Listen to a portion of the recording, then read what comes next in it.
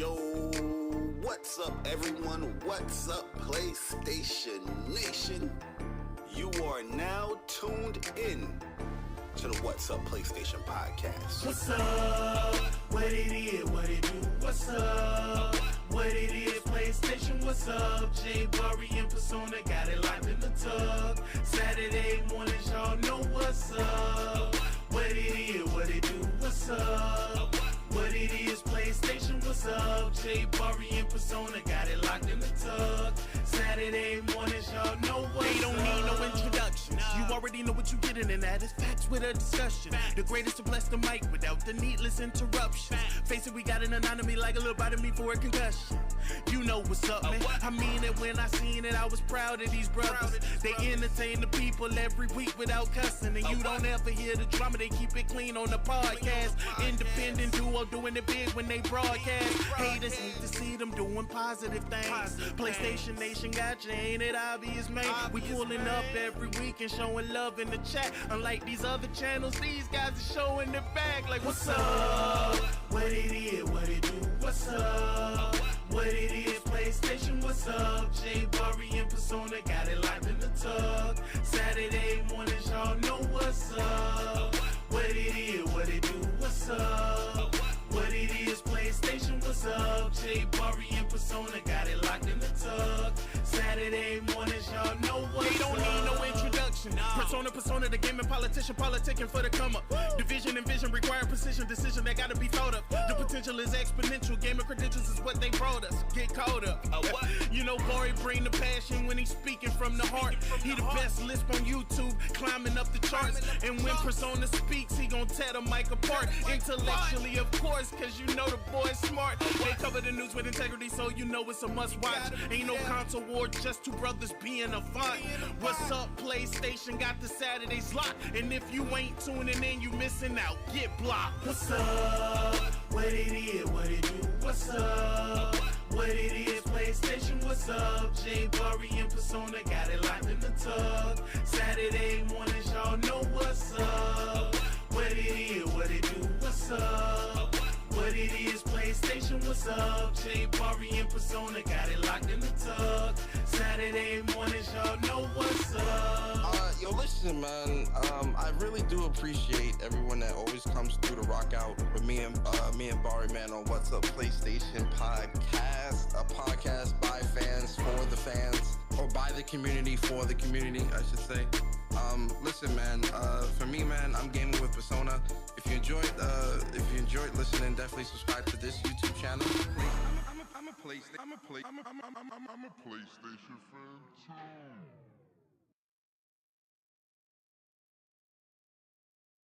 Yo, what's up everyone? What's up PlayStation Nation? You are now tuned in to the What's Up PlayStation podcast. What's up? What it is, what it do? What's up? What it is, PlayStation, what's up? Bari and Persona got it locked in the tub. Saturday mornings, y'all know what's up. What it is, what it do? What's up? What it is, PlayStation, what's up? Bari and Persona got it locked in the tub. Saturday mornings, y'all know what's up. They don't need no introduction. You already know what you getting, and that is facts with a discussion. The greatest to bless the mic without the needless interruptions. Face it, we got an anatomy like a little bite of me for a concussion. You know what's up, man. I mean it when I seen it. I was proud of these brothers. They entertain the people every week without cussing, and you don't ever hear the drama. They keep it clean on the podcast. Independent duo doing it big when they broadcast. Haters hate to see them doing positive things. PlayStation Nation got you, ain't it obvious, man? We pulling up every week and showing love in the chat. Unlike these other channels, these guys are showing their back. Like, what's up? What it is, what it do? What's up? What it is, PlayStation, what's up? Bari and Persona got it locked in the tub. Saturday mornings, y'all know what's up. What it is, what it do? What's up? What it is, PlayStation, what's up? Bari and Persona got it locked in the tub. Saturday mornings, y'all know what's up. They don't need no introduction. introduction. Persona, the gaming politician, politicking for the come up. Division and vision require precision, decision that gotta be thought of. The potential is exponential, gaming credentials is what they brought us. Get caught up. You know, Bari bring the passion when he's speaking from the heart. He the best lisp on YouTube, climbing up the charts. And when Persona speaks, he gon' tear the mic apart. Intellectually, of course, cause you know the boy's smart. They cover the news with integrity, so you know it's a must watch. Ain't no console war, just two brothers being a font. What's up, PlayStation got the Saturdays locked. And if you ain't tuning in, you missing out. Get blocked. What's up? What it is, what it do? What's up? What it is, PlayStation, what's up? J Bari and Persona got it locked in the tug. Saturday mornings, y'all know what's up. What it is, what it do? What's up? What it is, PlayStation, what's up? J Bari and Persona got it locked in the tug. Saturday mornings, y'all know what's up. Yo, listen, man. I really do appreciate everyone that always comes through to rock out with me and Bari, man, on What's Up PlayStation podcast, a podcast by fans for the fans, or by the community for the community, I should say. Listen, man. For me, man, I'm gaming with Persona. If you enjoyed listening, definitely subscribe to this YouTube channel. I'm a PlayStation fan too.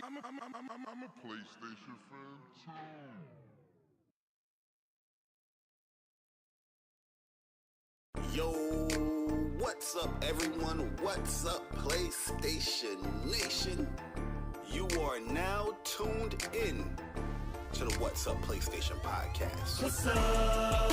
What it is, what it do? What's up?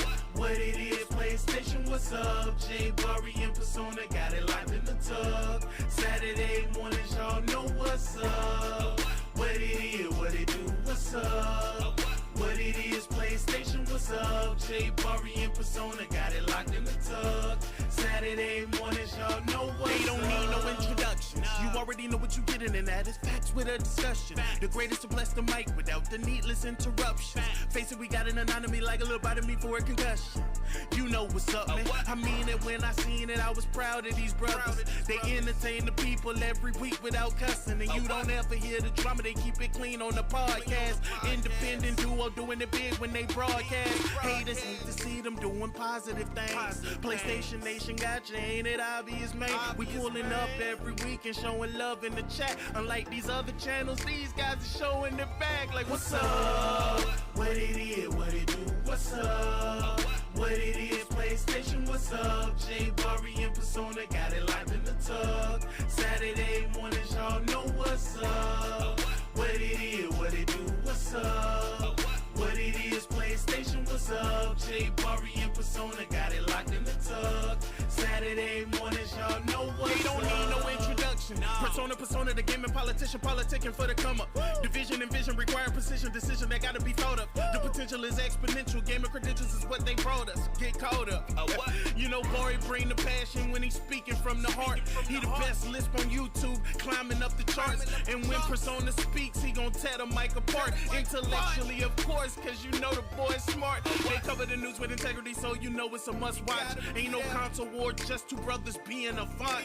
What's up, PlayStation got the Saturdays locked. And if you ain't tuning in, you missing out. Get blocked. What's up? What it is, what it do? What's up? What it is, PlayStation, what's up? J Bari and Persona got it locked in the tug. Saturday mornings, y'all know what's up. What it is, what it do? What's up? What it is, PlayStation, what's up? J Bari and Persona got it locked in the tug. Saturday mornings, y'all know what's up. Yo, listen, man. I really do appreciate everyone that always comes through to rock out with me and Bari, man, on What's Up PlayStation podcast, a podcast by fans for the fans, or by the community for the community, I should say. Listen, man. For me, man, I'm gaming with Persona. If you enjoyed listening, definitely subscribe to this YouTube channel. I'm a PlayStation fan too.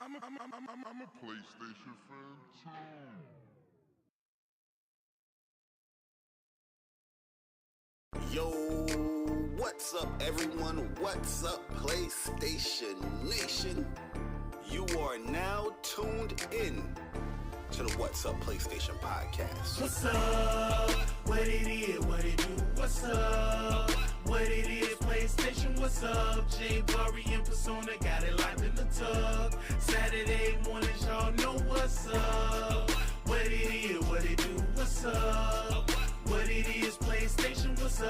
J Bari in persona, got it locked in the tug. Saturday mornings, y'all know what's They don't need no introduction. You already know what you're getting, and that is facts with a discussion. The greatest to bless the mic without the needless interruptions. Face it, we got an anatomy like a little bite of me for a concussion.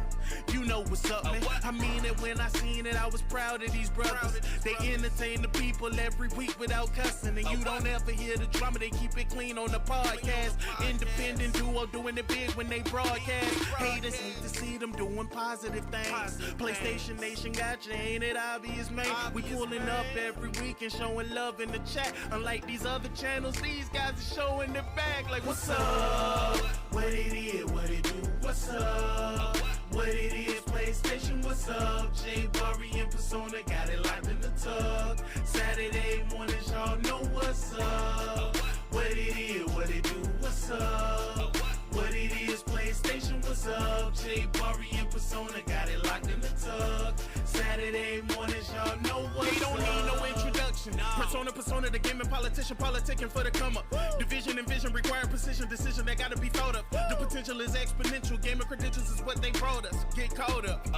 You know, Bari bring the passion when he's speaking from the heart. He the best lisp on YouTube, climbing up the charts. And when Persona speaks, he gon' tear the mic apart. Intellectually, of course, cause you know the boy's smart. They cover the news with integrity, so you know it's a must watch. Ain't no console war, just two brothers being a font. What's up, PlayStation? Got the Saturdays locked. And if you ain't tuning in, you missing out. Get blocked. What's up? What it is, what it do, what's up? What it is, PlayStation, what's up? J Bari in persona, got it locked in the tug. Saturday mornings, y'all know what's up. What it is, what it do, what's up?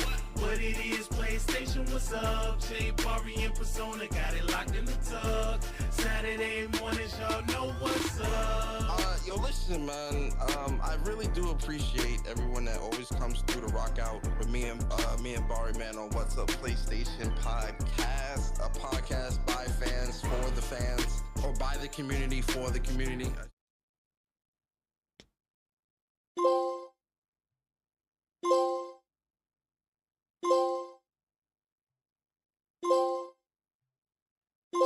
Yo, what's good, people, man? It's your boy Persona, Gamer Persona, one half of the What's Up PlayStation podcast crew, and welcome to episode 185 of What's Up PlayStation Podcast, a podcast for the community, by the community. Welcome, everybody, WUPS Nation members, WUPS community, people finding our channel for the first time. And if you are finding our channel for the first time, hopefully by the end of the show, we earn your like and subscribe. Listen, guys, it's been a big week for PlayStation, a big week for PlayStation, a big week for game announcements. A big week for hurt feelings as well. A big week. It's just been a big week all overall, man. There's a lot. It's actually some really good news to talk about today. And you already know, guys, with me and Bari, we always going to bring you guys that entertainment, that passion, and that love for video games and the news that comes with it. But before we get into anything news or gaming related, I got to introduce my brother. You see my bro down there? You see Mr. Light Bright himself? Trust issues? The man has trust issues. I wonder why. I think we'll be talking about it in our discussion, because there's definitely some trust issues, PlayStation Nation. We need to talk. Mr.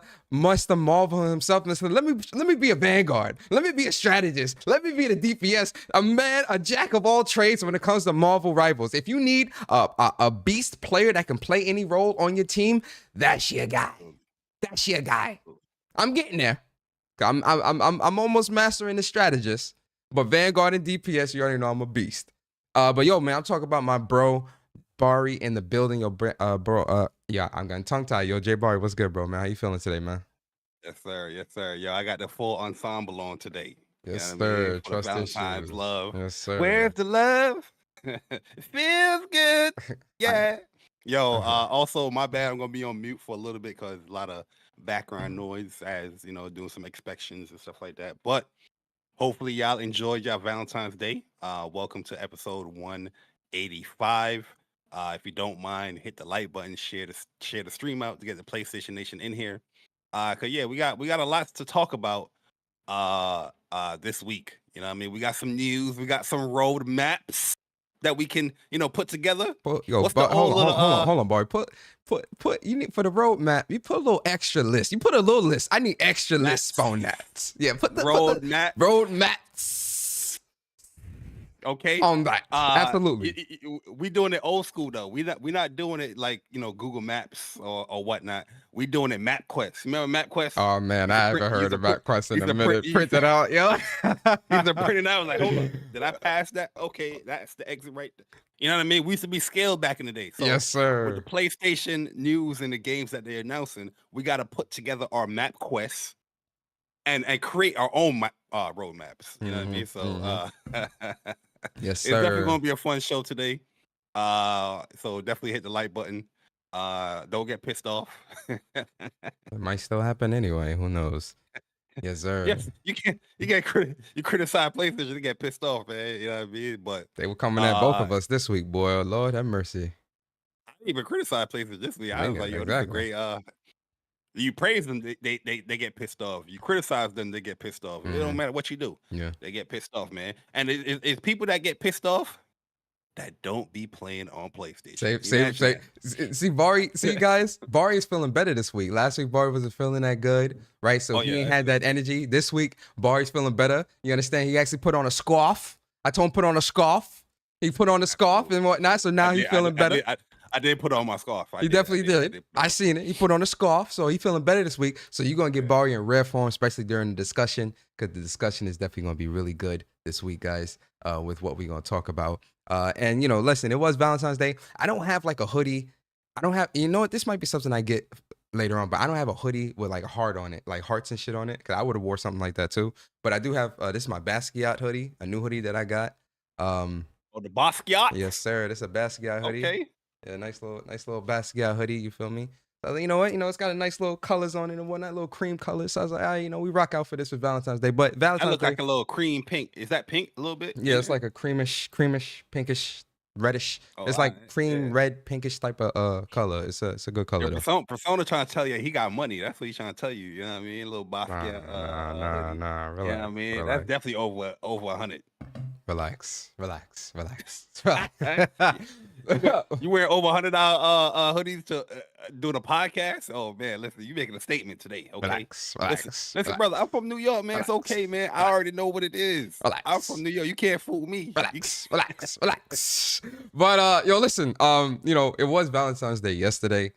So big shout out to all the people. Hope you guys had a great Valentine's Day. For those that are couples and for the single ladies out there, it's okay. It's like I put out on Twitter yesterday morning. Persona would have been your virtual Valentine. But anyway, listen, guys. Nobody virtual Valentine. Yo, Bari. I'll be a few people virtual. Yeah, exactly. You gotta spread the love. You understand? That's what you gotta do.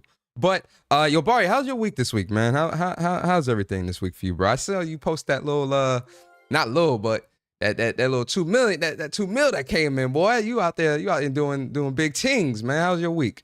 Oh yeah. Work was definitely a little annoying because how late that file came in. But yeah, pretty busy day. But overall, pretty cool. Watch Captain America again yesterday. Saw it twice so far. Yeah, it's all right movie. It's not a bad movie how people making it seem, in my opinion. But I got to see people's opinions as far as like why they think it's bad. You know what I mean? And depending on that opinion, I'd be like, yeah, I can see where you come from that. But just saying that it's bad or it sucks, I don't know. I didn't get that vibe from it. There's some plot holes or there's some story issues. I feel like they could have executed better. But other than that, I say go and watch it, see it for yourself. It's not a bad movie. I say that it's not a bad movie. I have it around like a 7-ish. You know what I mean? 7.8-ish around that point. It ain't no Winter Soldier though. It ain't no Winter Soldier. Yeah, I'm going to see it. I'm going to see it tonight. So I definitely can't wait to see it and kind of get my own opinion with it. But I do trust your opinion when it comes to like, especially our comic book movies, because I know that you know comic books very well, and me and you kind of on the same wavelength when it comes to that stuff. So whenever you say, oh, this is good or this is bad or whatever, I kind of take that like, all right, if Bari's saying this is bad, it's kind of I know what I need to go and kind of look at. It ain't great. I'll tell you that. There's some the big takeaway is the Red Hulk stuff. I did like the scene. But certain story elements I'm just like this could have been done better. The villain I thought was pretty cool. You know what I mean? You'd be surprised if you didn't see no leaks or any story plots already. But yeah, it's a pretty cool movie. But yeah, other than that, you know what I mean, gaming wise, we slowing down for Marvel Rivals a little bit. Hop back on some Yeez the other day. But then I was like, you know what? Before I come back to Yeez and complete Yeez and Ofa Flagana, Yeez 10 and Ofa Flagana, I gotta go back and get this platinum for Horizon Zero Dawn Remastered. You know what I mean? So I was like, yo, hold up. Yeah, I did stop playing that because all these other games came out. Let me go get this platinum real quick. And then State of Play, they released the Warriors Abyss game, and I bought that, which I think that game is all right. It has cool roguelike elements in there, and a Musho game, but graphically, it just looks like it's not this current gen type game. It looks very bad graphically, but it's still a fun game. I like the roguelike elements that they added into it. But I don't expect everybody to be jumping down, playing that game, to be honest with you. Yeah. But yeah. So yeah, we gonna get back on Horizon, complete that. There's so much games that came out late 2024 that got tied up in, Marvel Rivals and Grand Blue and all that stuff that we gotta finish out. But yeah, I'm gonna go back and finish that up. So yeah, also I started Avowed as well. I saw that. Yeah. I saw that, yo. Avowed. How is Avowed that? How you liking it so far? I think it's a pretty game. I like the aesthetic. I like the art direction. The character models, they look pretty good as well as far as the NPCs. I didn't like the character creation, but I understand the story element of the character creation. The combat for me, it's all right. I just purchased some double daggers, and I'm using the double daggers, and I got like the sword, and matter of fact, I got the spear and like a pistol now. So instead of the blocking and shielding, and I'm doing more dodging. 'Cause I like to be more active, so I'm having a little bit more fun doing that. So I'm kind of a mix of like, speed and dexterity. Yeah. But I'm also going to mix that with the magic. So I have magic, and I'm going to have speed and dexterity type stuff. Are you But playing RPG elements is cool? Are you playing the game in third person or first person? I know you can play in third person entirely, right? Oh, really? I didn't see a third person option. I gotta look again, but I've been playing in first person. Okay. Uh, So I how would would say you? this: Okay. the opening of the game, it needs to be stronger. You know what I mean? Like I like games that have a strong opening. You don't have to necessarily have a strong opening, but you have to have an engaging one. I feel like the opening is not as engaging, but the more I'm playing it, the more I'm liking it. So it's all right for me so far. Because I'm not typically into those type of RPGs. I like to have like a main antagonist that's what I mean, typical like Japanese RPG. That's my type of vibe.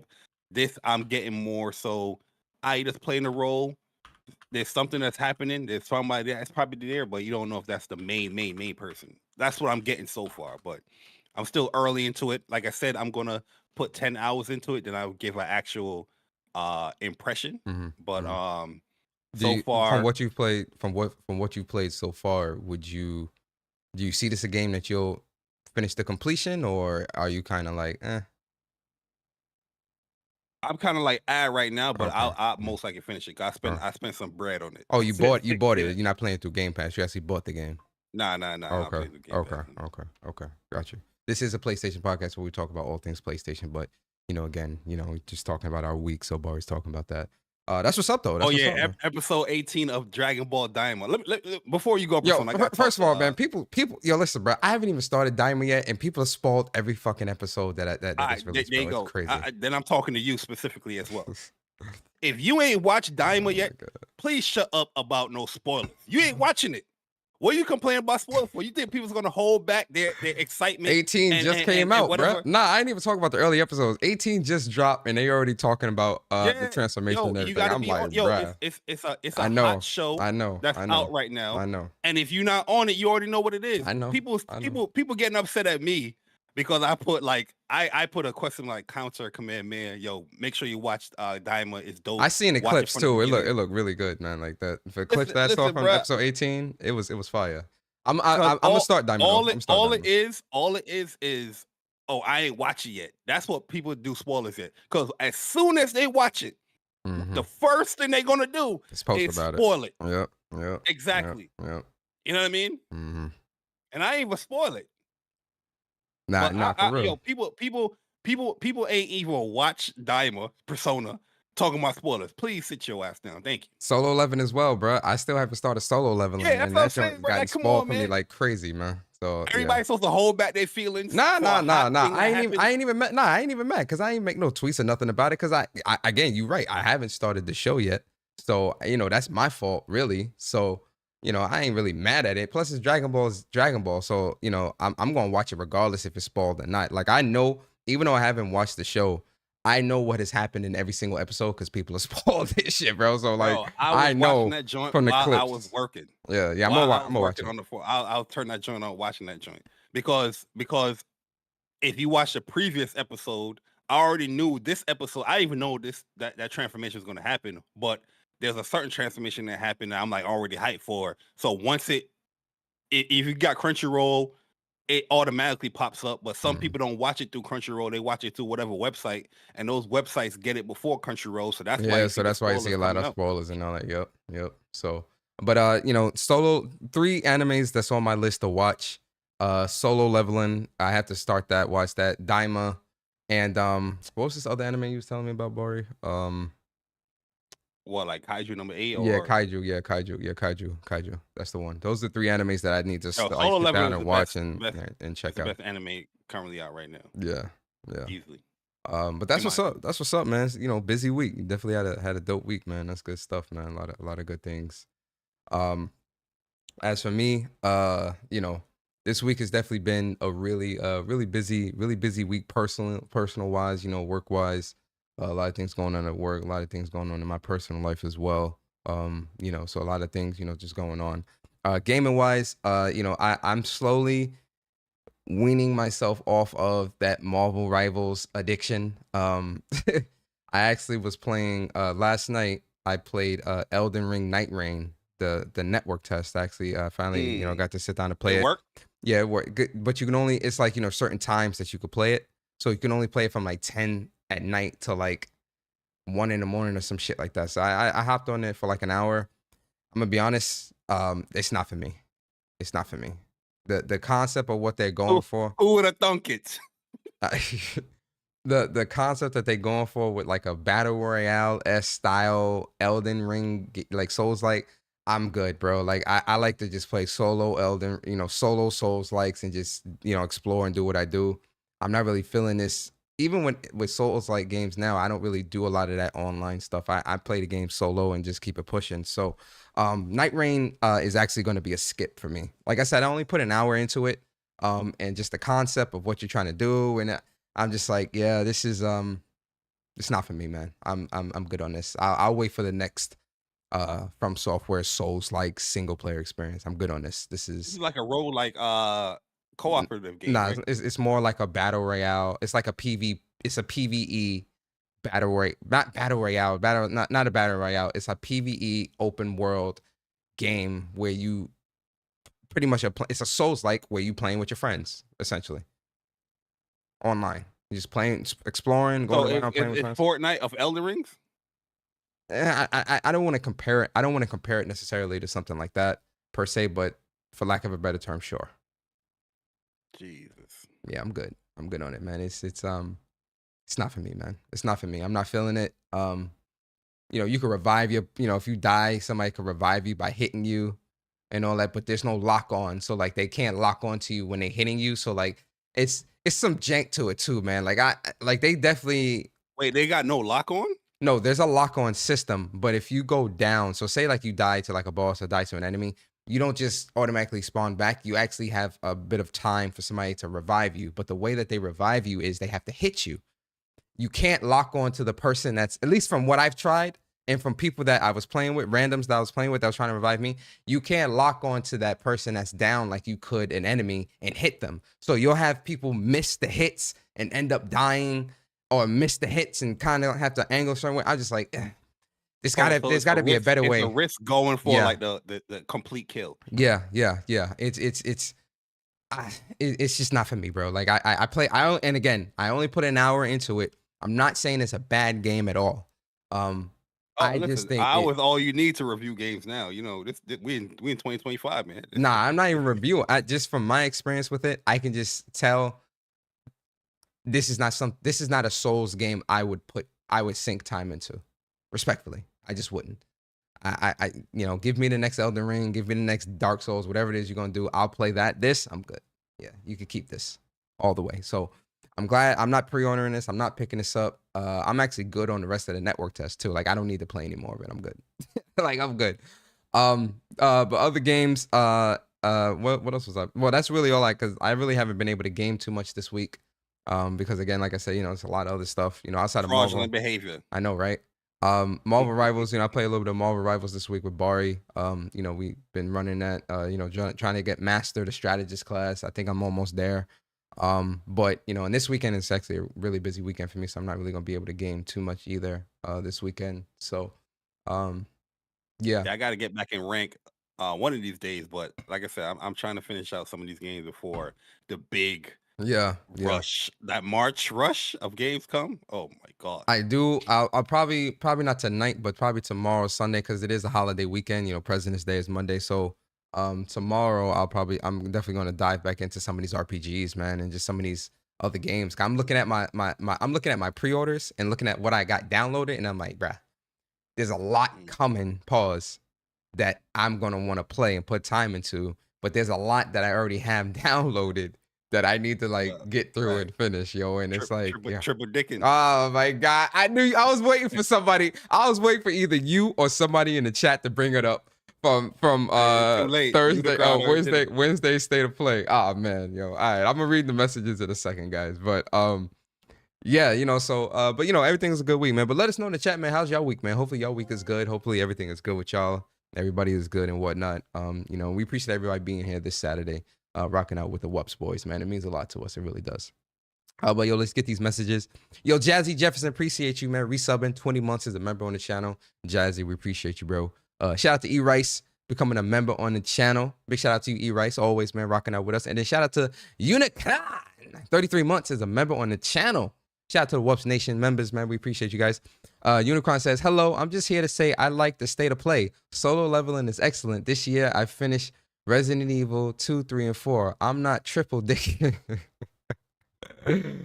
Hey, for content, go ahead. Solo leveling is amazing. Going into solo leveling, because typically any anime that I love, I start reading the manga, right? And with solo leveling, I said I wasn't going to do the same thing. I was just going to enjoy every episode that came through. I got suckered into it by friends, people on here also tell me, it's like, nah, you got to read it. I read the manhwa, finished the manhwa. Now I'm on Ragnarok, because it's another level to like solo leveling. I'm not going to talk about Ragnarok because that's going to be heavy spoilers. But yo, I love the hell out of solo leveling, man. I love the hell out of it, yo. Amazing show. Sung Jin-woo.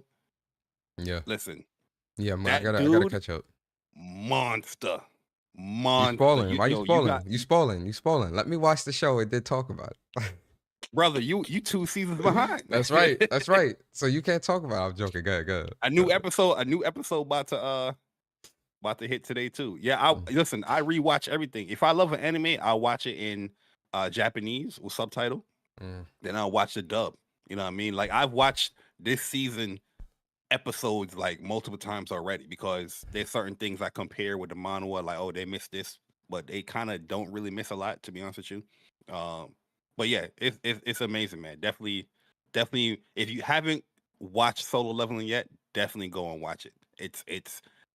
You're about 18 episodes, I think it is. Around there.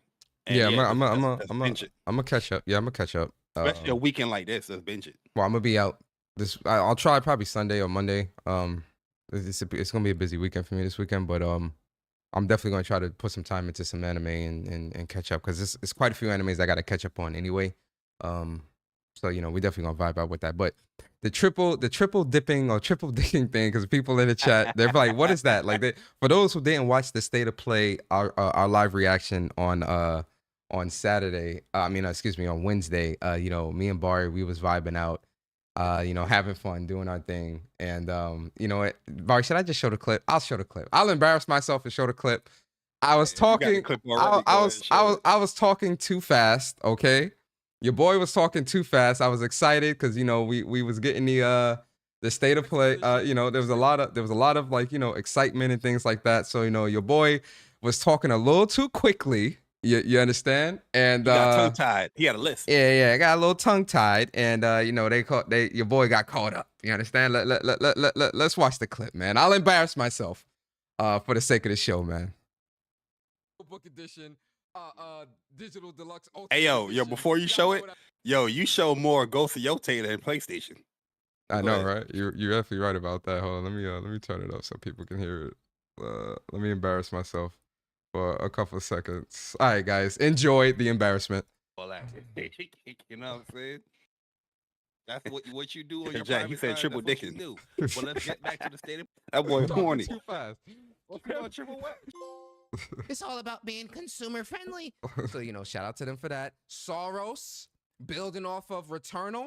Listen, man, I love the hell out of Returnal. I played the hell out that game. And this is just going to have this. SAROS is a day one. Put the collection edition out for pre-order. Put the game out. I'm double dipping, triple dipping, quadruple dipping. Hold on. Yo, this man's a freak. Triple. I'm double. Yo, what? I'm talking too fast. Listen, man. Yeah, I know Valentine's Day. That brother horny. But yo, one at a time, brother. On a Wednesday night. Crazy. Triple dipping. What type of life you into, Persona, man? That's kind of crazy. Hey, triple dipping on the game. Oh man, yo, y'all about to get me again, man. Listen, all right, man. The clip. Oh, yo, there you go, man. I ain't embarrassed. I embarrassed myself. A triple what? Listen, man. I was talking too fast because I was talking about if SAROS would do a collector's edition, a steelbook edition, and like a digital deluxe, I was gonna triple dip and buy all of it.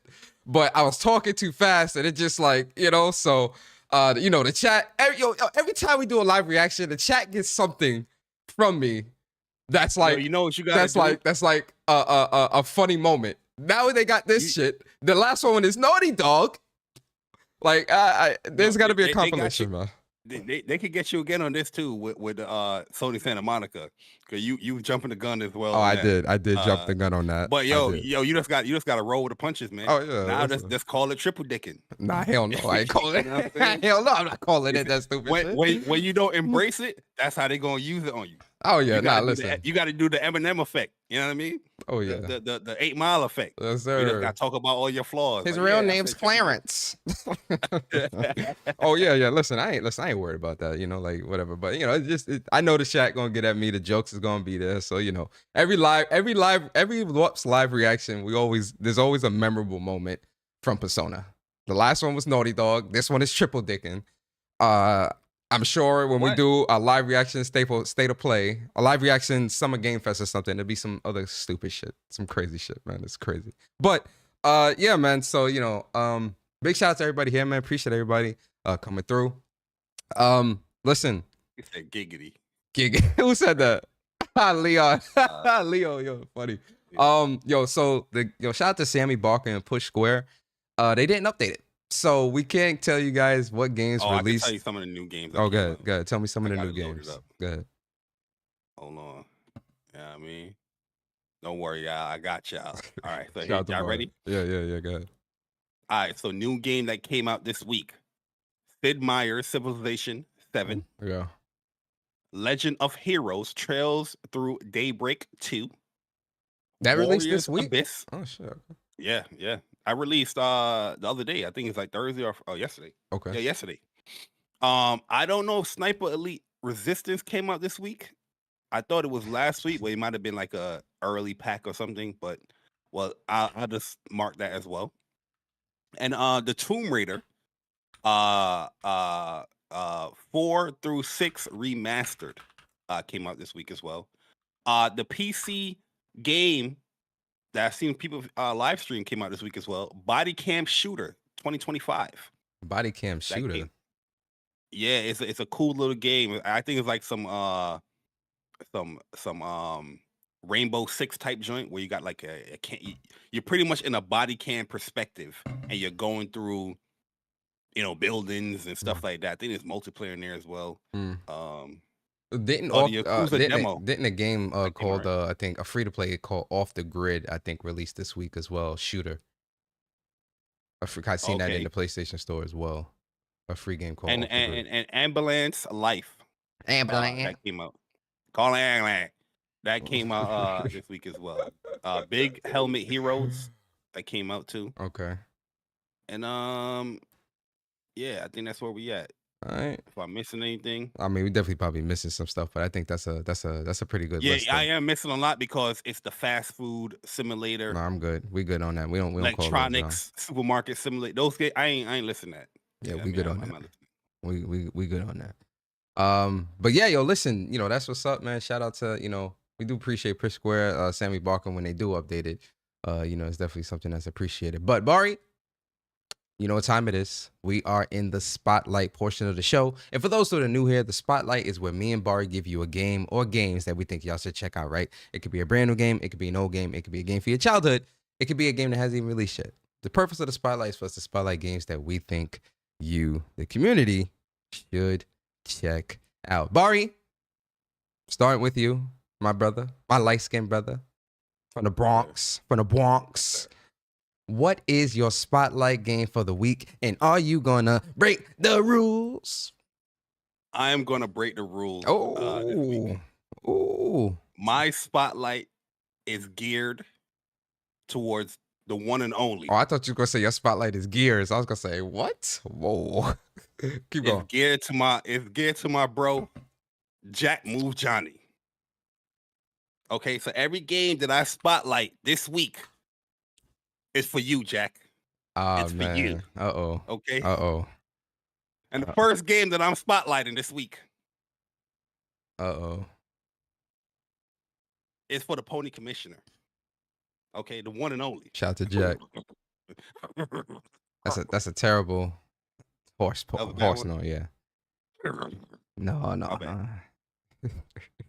Days Gone Remastered. Ah, wow. Crazy. Listen, y'all don't know Jack like how I know Jack. Don't Jack put out a little tweet. He's buying that Days Gone Remastered. Absolutely. I guarantee. Absolutely. It. Especially for the 10, for the Lolo, for the 10, absolutely. New content. We're gonna talk about it. Horde mode. But we got a 60 frames. We got a 60 frame PlayStation. We don't give a damn about no 60 frame PS5 update. We want a real PlayStation 5 update. Listen. I promise y'all this. When April comes, right? He might not do it in April because you know how Jack Moon could be a little bit petty. He gonna be like, yo, I'm just gonna wait it out till May. You know what I mean? But I guarantee you, within a 3 months time span, he will be playing this game. He might stream it. That's the first game. Second game. Horizon Zero Dawn Remastered. Oh my God. This dude, you going too far. I'm going too far. I'm going too far. Oh man. I said it. Spotlight Remastered Edition. Horizon Zero Dawn Remastered. Jack Move, I need you to get on it. Thank you. I ain't got to say no more. I need you to get on it. Let me get the shit. Hey, yo, Jack 40, man. Shout out to Jack. Third game.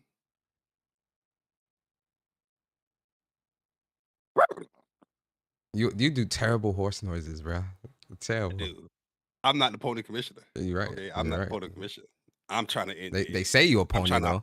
I'm trying to harness the energy. Okay? Oh, yeah.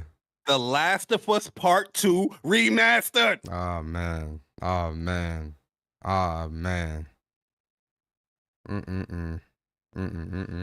Talk to me. Those your spotlights. Okay. I respect. I'm not done. Oh, you're not? Oh, damn. You breaking the rules. I said I'm dedicating the spotlight to Jack Move. Those 3 games is for my boy Jack Move. Okay. I need the pony commissioner. Okay. Okay. I don't need Jack Move Johnny right now. I need Jack Move Johnny, the pony commissioner. That was even hard. That was terrible. That was terrible, bro. That was terrible. But you already know the next game I'm going to highlight. Absolutely. I do. Top 3 Dead or Alive. That's off 1 game. Metal Gear Solid Delta. Snake Eater. Listen, bro. Yes, sir. I don't listen. Yes, I sir. seen that trailer already for that state of play. But one of the reasons why I put that state of play so high, because Metal Gear Solid 3 is in my top 3 games of all time. Mm-hmm. And that remake looks delicioso. I need it. I want it. I want to inject it in my veins. I wish somebody would send me a DM or text me when that game come out. I wish. Don't worry, guys. I'm gonna text him. Don't worry, guys. I'm gonna call him when the game drop. Don't worry, guys. Listen, you know how I am with a block button. You know how I am with a block button. I'll be that petty. I'll be that guy. You'll definitely block notifications for that time. Text me some dumb shit on PS. Hey Bari, how's the game? Text me some dumb shit like that on PS. You will get blocked immediately. I ain't playing with y'all. I'm not playing with y'all. Huh? Yeah, that's a good game. Next game. Oh, okay. Right? Because I see this game dropping down in the pre-orders, but I like the world. I like DNF. And I want you about to say my game. I want more of games like this in the DNF world. Yeah. And the first Berserker Kazan, amazing game, amazing demo. If you haven't played it yet, definitely go and play it. Yes, sir. Your stuff transfer over to the final game. And I think this is like one of those Souls-like games that a lot of people like because it's more on an action level, especially with all these action games coming back up. Definitely go and play the game. It's fire as hell. There's a demo out, so definitely go and try it. So yeah, I want and the reason why I want this game to succeed, like I said, because I want more of those DNF characters. Because yeah, we got put onto DNF because of the fighting game. You know what I mean? And if they're gonna do like games like this with story and aspects of the characters, yeah, I would love to see other characters as well. You know what I mean? Hey, in that whatever class. Hey, yo, Bari, TZ asked an important question. He said, for Metal Gear Delta, are you triple dicking that game? Yo, I'm triple dicking it. Yo, I think I already did. Yo, real talk, with Metal Gear, I need that Japanese version of that collector's edition, bro. You can get it on Play Asia. I almost hit the button. I didn't, but if it's still up, I think I'm gonna grab it. Pause. Bro, the only reason why I didn't hit the Play Asia joint because I had a bad experience with Play Asia last time. Yeah. So that's the only reason why I didn't do it, bro. Yeah. Because when I clicked on the American version, I was like, damn, the American version look basic as hell. This joint yo, that bus looks crazy, yo. But yeah, a game like Metal Gear, yeah, I definitely triple dick that joint. I'm quadruple dicking that shit. You know what I mean? That it's getting all of it. It's getting all of the absolutely.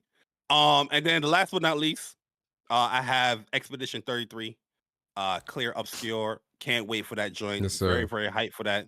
That is definitely on the list as well. It's like, yeah, anticipated game. Yeah. That I can't wait to play. Yes, Matter of fact, sir. I'm lying to you, man. Matter of fact, you know what? I'll stop right there. Yeah, because I know what you about to do, and no. I was about to go through the whole. Yeah. Save it for the news portion.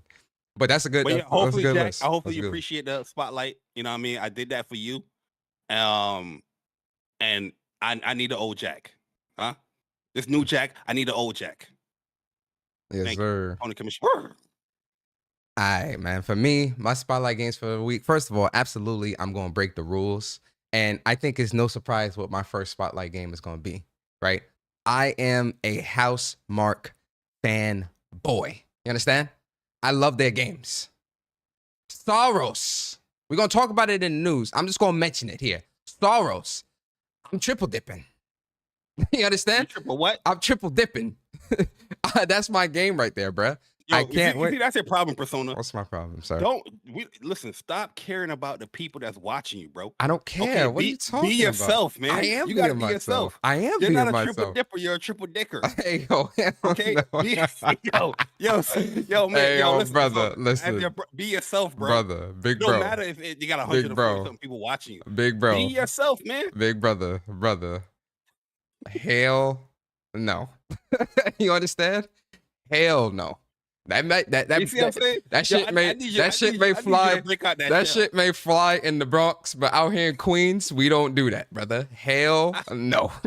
I need you to break. I'm not doing break out your shell. I'm not doing that, brother. I'll joke around about, but not that. No. I need Butterfree. I'm not. That's not something I'm doing, brother. I need Butterfree.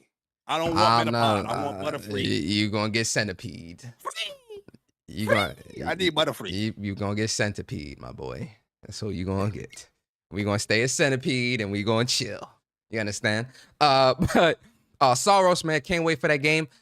Staying in the Housemarque wheelhouse, for those that are looking at that, saw SAROS and might be interested in that, I would say you guys need to check out Returnal. Returnal is a fantastic game. Shout out to Celine. Shout out to Astrobot. Such a great world, such great combat, such a fun game. I love the hell out of Returnal. I actually think I'm gonna do another playthrough of that. And like, I did a live playthrough. I did a live playthrough of Returnal, way back, when the game was out. But I think I'm gonna do another live playthrough closer to when this game is dropping. Do a Returnal playthrough again with that and show y'all some of the weapons, some of the best weapons. The Electro Firelong driver with the Doombringer alt fire. Listen, man. You see, Persona. It's the problem I have with Persona. What's the problem? Go ahead, sir. Persona telling you that's his favorite weapon now. This always been my favorite weapon, even back then. What? It's always was my favorite weapon, bro. You got bad memory. No. Because when we were talking about the game, we were talking about the Electro Firelong, and you were saying that it was a good, you were talking about the pistol. No, you were talking about the pistol with the Doombringer alt fire. That's what you kept saying was one of the best weapons in the game. Persona, I remember. Persona. How long you know me, brother? I know you like. I know you like 14 years. File. You know, I could upload the video and let y'all know, bro. There's a lot of people that was skipping the Electro Firelong driver and it was going with the Hollow Seeker. And I remember the Hollow Seeker was good too. The Hollow Seeker is a beast weapon. I had a lot of debate with people, and I had a debate with you. And yes, then you got put on to the Electro. You picked up the Electro Firelong and you picked up the one with the web, and you was like, "Yo, Bari, you know, I can even pull up the chat." Bro, playing with me, man. Yo, bro, the Hollow Seeker, when we was having that conversation, I never said that the Electro Firelong driver was not a good weapon. I'm saying that the Hollow Seeker. I'm not saying that the Hollow Seeker conversation. I never say you never said that. I tried to do a Twitter tactic. It didn't work on you. I forgot who I was talking to. And a lot of people did not know about that gun because they did not pre-order the special edition. You got that right away when you pre-ordered, and people were skipping that gun because they was going for the Hollow Seeker. And I put a lot of people on that joint. And I remember having that conversation with you. I remember. I'm old, but I'm not that old, man. You are old. I will say that. You old as hell. You said listen to these two nerds. You probably did put me onto Electro Firelong.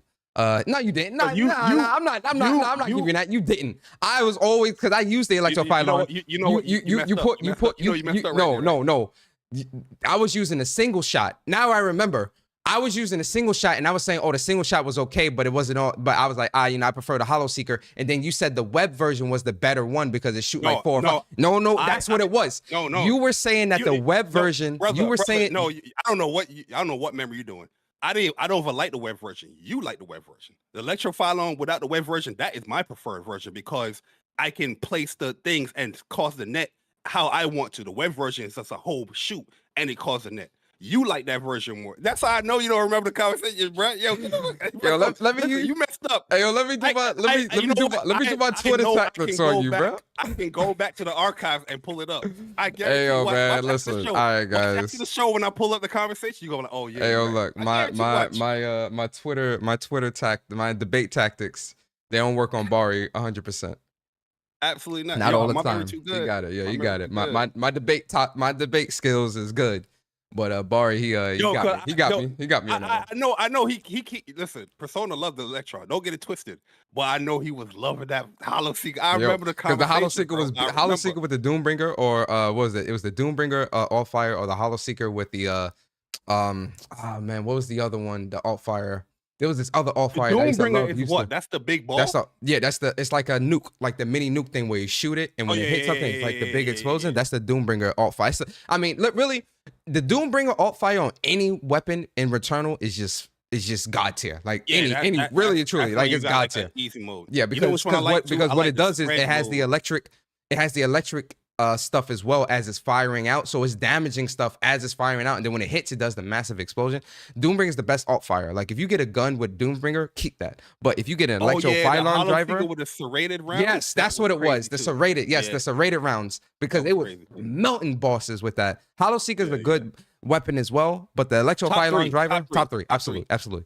But the electro-phylon driver is definitely it is the best gun in the game. In Returnal, like hands down. Not gonna lie too, because I didn't think this at first. And yeah, Jack Move brought it up. A few people brought up as well. That rock gland lobber. I ain't like the lobber. I used to hate it, but yo, I was doing playthroughs of it, that joint. Yo, you can run through the game with that gun, bro. Yeah. You can run through game. A game is easily cheap. I wasn't feeling the rock gland lobber that much, man. That was one weapon I wasn't feeling that much. How great of a game this is, where you can just like. Yeah, you know what I mean? Returnal is a fantastic game. It's definitely some of Housemarque's best work. And it's the level up. There's a level up for them. SAROS is looking like another level up. But let me finish my we still in spotlight, guys. We ain't even get to the news. You on one game. Yeah, we just surviving in one game. All right, so SAROS, Returnal. Third game is going to be the first Berserker Kazan. Y'all know I've been singing the praises of first Berserker Kazan since I had gotten to the closed the closed beta last year and streamed that and played that. That's a game that's really, really, really high on my anticipated list. I really want people to support this game, but only support it if you like what you see and you're interested. But I really want this game to get a lot of support and a lot of love. Fourth game, Monster Hunter Wilds. Listen, guys, I'm a Monster Hunter fanboy. I love Monster Hunter so much. Can't wait for Monster Hunter Wilds. Putting a lot of time into that. Your boy is gonna be putting a lot of time. Where my hammer mains at, man? Hammer main, stand up. Where we at? Hammer main, stand up. All right. So shout out to Monster Hunter Wilds. And then the last game for me on the list is actually a game that I played back in 2017 at PlayStation Experience that I'm extremely happy finally has a release date. Yes, I'm talking about Lost Soul Aside. Hey, shout out to my boy Yang Bing and Ultra Zero development team out there doing a thing. This game, from what I played way back almost 10, I can't believe it's been almost 10 years. Time flies, man. And I have to find which state of play? You said 2017. Yeah, it was 2017 state of play in Anaheim, California. Because they had the China Hero project section, and I was playing it. Yeah, bro, it's crazy that 2017 was almost 10 years ago, yo. Where does time go? But looking at going back to Lost Soul Aside back then to now. Definitely a huge difference from what I played back then to what I'm seeing now. Definitely much more improved. And for those that are wondering, what's the combat like? Think Devil May Cry. That's really think Devil May Cry. That's what it is. And it looks fantastic. I can keep going, but I do want to save a lot of the games for when we start talking about the state of play news and stuff like that. So I'm going to stop with my spotlight from the heart, brother. Spotlight. I'm gonna save it. I'm gonna save it for when we talk about state of play. But so those are the talking about the amazing state of play that PlayStation had. Yeah, the one that I gave a 9.5 out of 10 to. Oh, that everybody commented on your tweet and telling about you not a real I'm a fanboy. fan and you're a fraud. Yeah, I'm a fanboy. I'm a fanboy, and something's wrong with me. And this state of play was ass and all this other dumb shit. I'm gonna cook. Listen. I'm gonna cook y'all when we get to the discussion. Trust me. Oh shit. Y'all gonna get cooked. Believe me. But all right, man. Let's get into rare form today. Oh yeah. Listen, bro. It's rare form today, man. I'm on my queen shit. Oh shit. Yeah. AA Ron 9.5. Absolutely 9.5. You heard what he said? Absolutely. He got list. But let's get into the news, guys. Let's get into the news, man. All right, so news wise, man, let's start with the PlayStation Plus catalog, guys. Shout out to PlayStation. They put that out there to kind of let us know what we can expect. So the games Bari that's coming out for the PlayStation Plus, we got Blueprints. This is a brand new game, by the way. Blueprints is a genre-bending architectural adventure. Every door is a new decision as you build out a sprawling manor with 45 shifting rooms, adding layers of strategy, puzzles, and exploration. Sounds cool. Abiotic Factor. Oh, okay, Factor. This is a 6-player survival crafting game by PlayStack and Deep Field Games. Wait, all them games that was out that State of Play. Yeah. They announced these are new games coming to. Yeah, these are two. Yeah, these 2 games are new. Yeah. Man, the 2 games I had no interest in. And then for the extra premium, we got Star Wars Jedi Survivor, Top Spin 2K25. We got Lost Record, Bloom and Rage, Tape 1. This is a new game as well. Oh, this is the game you talking about. Yeah. This for those who don't know me, man, like I love Life is Strange. Life is Strange is really what kind of like open the door and open my eyes to like these types of games, right? I typically, like back in the day, I typically wouldn't even look at shit like this and be like, oh nah, I'm good. But when I played Life is Strange way back in the day, and you know, Max and Chloe and got that, you know, experienced that, I was like, oh yeah, like I dig these type of games. And I played a lot of games like this after the fact that I truly do love. So what was the dinosaur one? Oh, Goodbye Volcano High. Goodbye, Volcano. Yo, that one. Still owe the people. You owe the streets that. I don't owe streets nothing. You was trying to put that on me. I never said I was going to stream that. Goodbye Volcano High is a cool game though. Like I do like the concept. I like it. I gotta go back and finish that, but it's a cool game. But Lost Records, Bloom and Rage, Tape 1 comes out this month. But Tape 2, I'm gonna play it. Tape 2 don't come out until April 15th, bruh. And I'm just like, bruh, that's No, far. This is to get you into it. Yeah. You know what I mean? Yeah. So I'm actually excited for this Lost Records. I like the concept. I'm definitely gonna give this a go. So shout out to Lost Records. And then Saga Frontier Remaster, Somerville, and then Tin Hearts. You know how I know about Somerville? How? Shout out to Kid Smooth, because he was hyping this joint up because it was in the other, you know, service or the other platform. Mm-hmm. So now it's in Plus or whatnot. You know, hopefully it's a good one. You know, we'll give it a go. But that's the only reason I know about the game. But go ahead, my bad. Then we've got Mordhau, and then for the premium, the classics, we got Patapon 3, we got Dropship United Peace Force. Dropship United Peace Force? Yeah. Really? But I remember them showing, didn't they show Armored Core 1, 2, and 3? I thought that was also coming in February. I guess that's coming at a later date or something like that. They said it's coming. Armored Core is coming. Yeah, but Armored Core 1, 2, and 3. But I'm lying about my excitement for Drop Force. I'm good on that. But looking at this PS Plus catalog list, Bari, how you feeling about this list, and what score are you going to give the catalogs for February? The catalog list.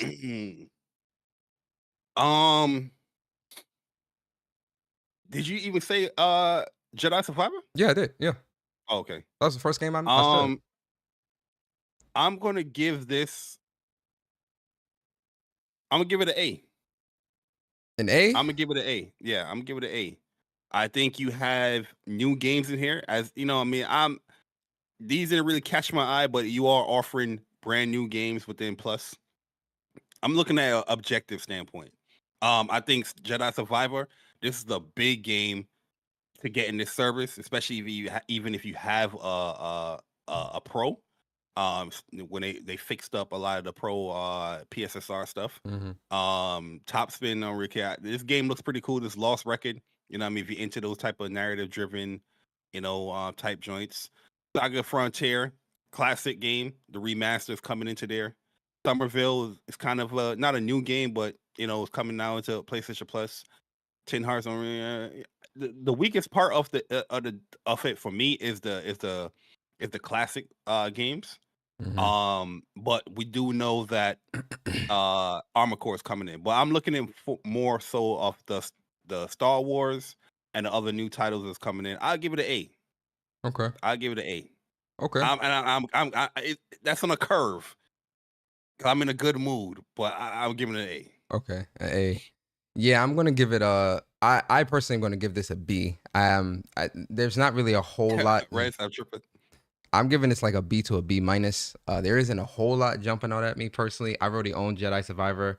I think Jedi Survivor, the story I think is good. Combat and all that is good. If you enjoy Fallen Order, I think you'll enjoy Survivor. Plus, it's PS5 Pro enhanced, and I know they made some improvements to the PSSR capabilities with this game, so you'll be getting a better I don't know if you get the PS5 Pro. Well, no, you shouldn't because it's PS4, PS5, so you would. But so yeah, if you got a PS5 Pro, you get to experience the best version of the game on PlayStation with PS5 Pro.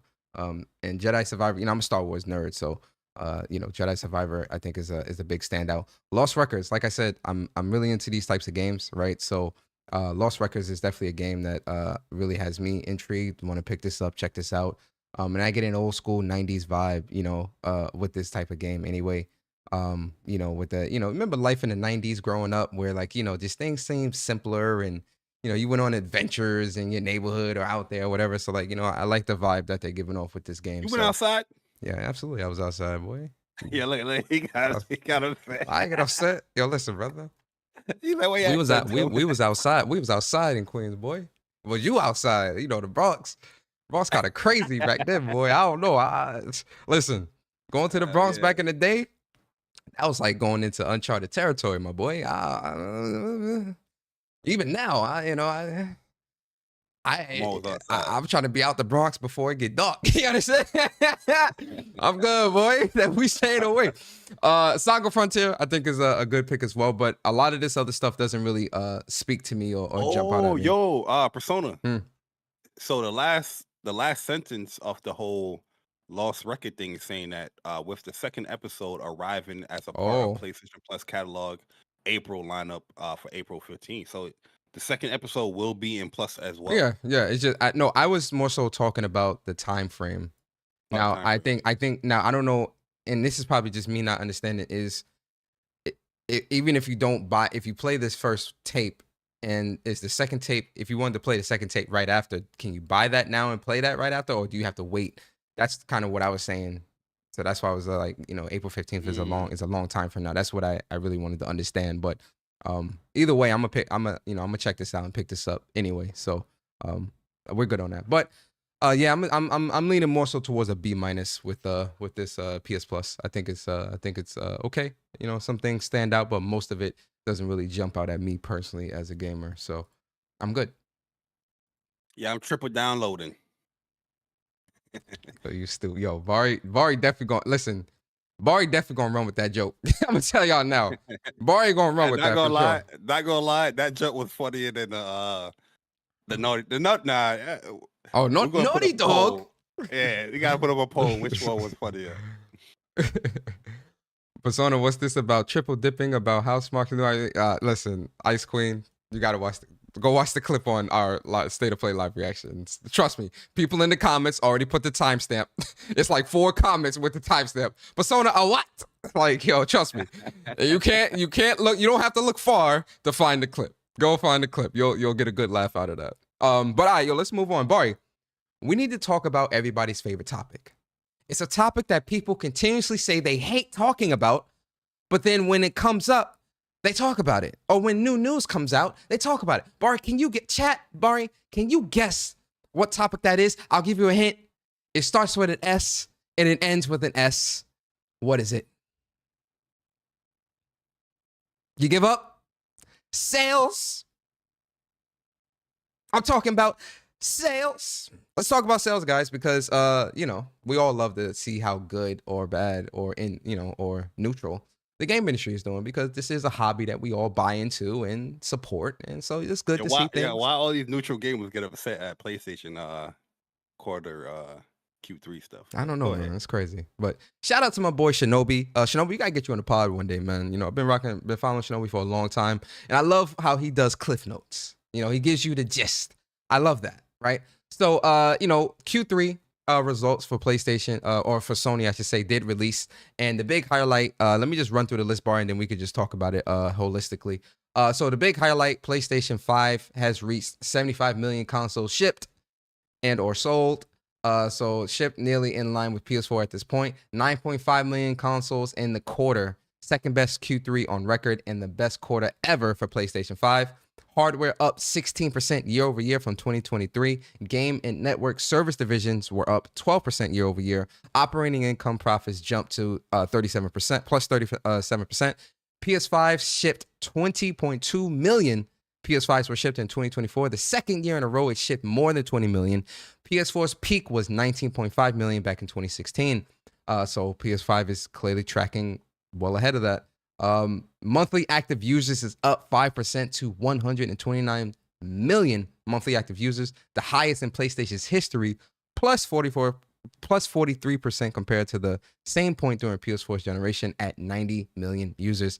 Planning to release more family games in the future following the success of Astrobot. PlayStation 5 Pro helped build bigger and than expected momentum for the console, says sales, said Totoki. And so overall, Sony's overall revenue increased plus 18% to 28.6 billion. Operating income is plus 1% with 3.5 billion. Another thing too that I saw, this was in one of the graphs, but PlayStation Sony also confirmed that Death Stranding 2 and Ghost of Yotei are slated to be released in the calendar year of 2025. And then the other thing that I saw was 42% of PlayStation 5 owners from last year were new to PlayStation 5, the sales, or in that quarter or in that year. I got to find the graph. But Bari, seeing all this stuff, they also listed in the report that when they spoke about Death Stranding and Yotei releasing this year, alongside significant third-party titles like Monster Hunter Wilds and Grand Theft Auto 6. So not only Take-Two, but they are doubling on it. So. Yeah. So, Bari, seeing all this, man, it seems like the PlayStation 5 is, and more specifically the PS5 Pro as well, is doing quite well within this most recent quarter. What's your thoughts on all this? Yeah, like there's a lot of takes to have on this. I mean, this was the year that PlayStation changed their forecasts they dropped it, and I think they preceded it with a 20.2 million. I got to look back as far as what they said last year as far as their forecast of how much they sold, because I remember they dropped it down. And but yeah, this is the second year in a row that they shipped 20 million consoles. Also, a big thing that I saw is that the operating income is up 37%. You know what I mean? So that's a big thing for them in a year that they didn't have like super strong first party games, especially. I mean, they did have one with Astrobot. We already know that, but we're talking about a quarter. They still got a lot of revenue and profit increasing, which is shocking to them as well. 9.5 million within the quarter. The quarter.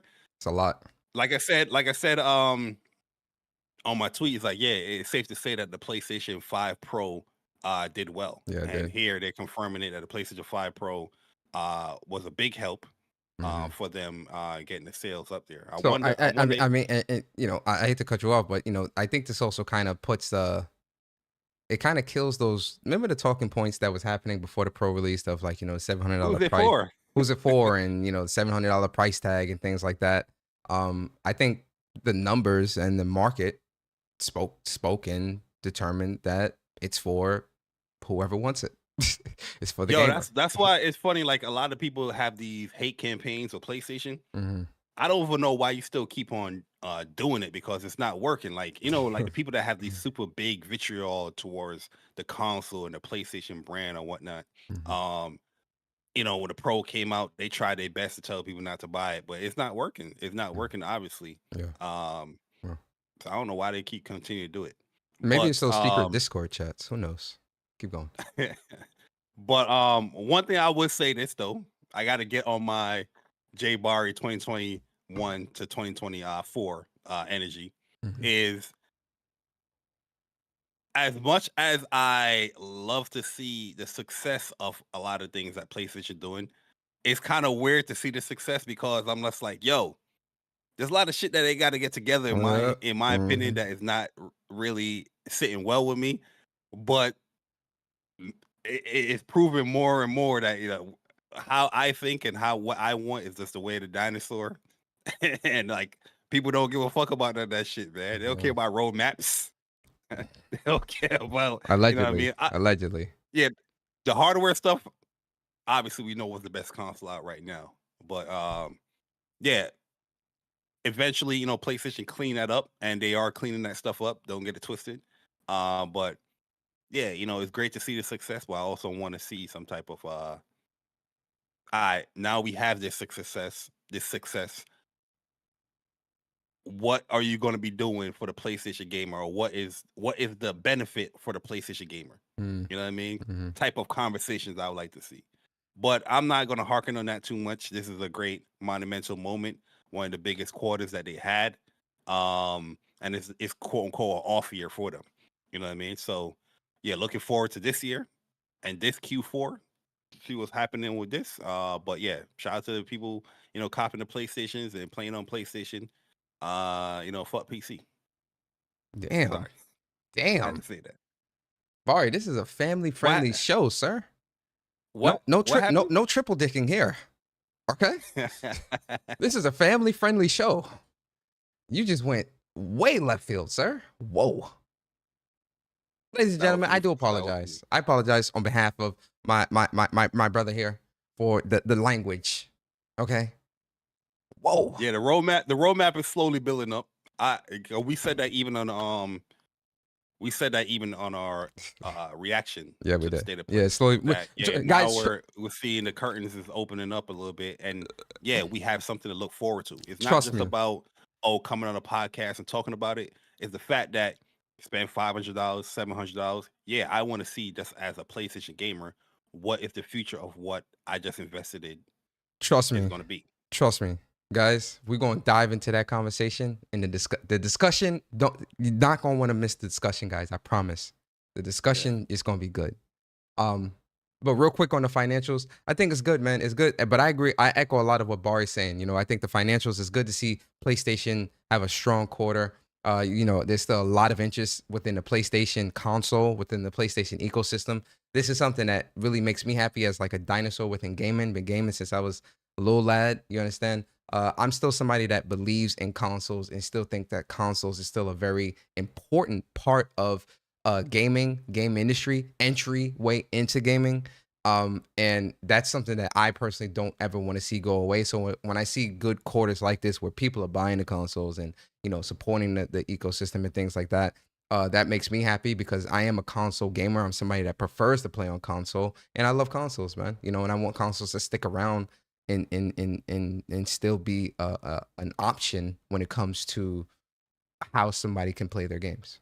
More specifically, PlayStation, Nintendo, and all that stuff. So, we'll see. But shout out to PlayStation, having a good quarter. Congrats.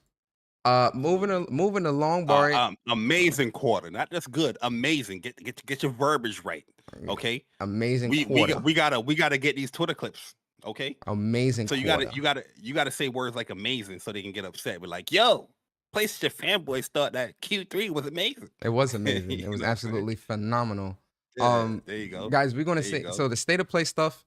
We're gonna save for the that's gonna be towards the end of the show because that's gonna play into our discussion as well. So we're gonna kind of have that all encompassing. So the next thing, Bari, I want us to talk about real quick. Shout out to Astrobot, the game that keeps on giving, the game that keeps on winning, and it's just a good thing to see. So Astrobot cleaned up. Shout out to my boy Genki, man, out here, giving us the cliff notes. So Astrobot at the DICE Awards won Game of the Year, Family Game of the Year, Outstanding Achievement in Game Design, Outstanding Achievement in Animation, and Outstanding Technical Achievement. First of all, congratulations to Team Asobi out here doing their thing, man. I'm happy to see Astrobot get the love and recognition that it truly, truly does deserve because it really is a great, fun game that takes any PlayStation fan or even somebody that's just a fan of gaming. It takes you down that historic memory lane of like all these other great games that are either released on PlayStation or are synonymous with PlayStation. It's just a really great feel-good game that I think anybody can find joy in, and clearly the industry also agrees. So congratulations to Team Asobi. Congratulations to Astrobot. I can't wait to see what you guys do next. Bari, what's your thoughts on this? Yeah, congratulations to Astrobot and Team Asobi. Wonderful game. Definitely one of my favorite games of last year. I definitely got to go back and play some of the new content that they have in there. But yeah, I'm just happy to see a game like that win these awards just due to the history of PlayStation that's within the game. And yeah, like the more recognition this game gets, like people's recognizing more of the history, especially all the newer people getting into it. So yeah, not only that, the gameplay is fun, the platforming is fun, The level design is fun, so it's well deserved. My only gripe with Astrobot is like where is the Square Enix characters? Not just Gex. The hell's going on? Get some, you know what I mean? Like, Yeah, yo, yeah, get some yeah. Square Enix characters in there because that's part of the history as well. I don't know Mm-hmm. what the hell's taking so long. Square Enix, PlayStation, have that conversation because if you win another award and I don't see a Cloud Strife or any Sora, any type of those characters in there, it's gonna be a problem. It's gonna be a problem. You know what I mean? I also got to say this about the DICE Awards. They don't mean nothing. Huh? You had the whole DICE Awards and not one award went to Final Fantasy VII Rebirth. Get the hell up out of here. I care about Astrobot winning, but this DICE Awards is complete, utter BS. I'm sorry. One of the greatest games, highest,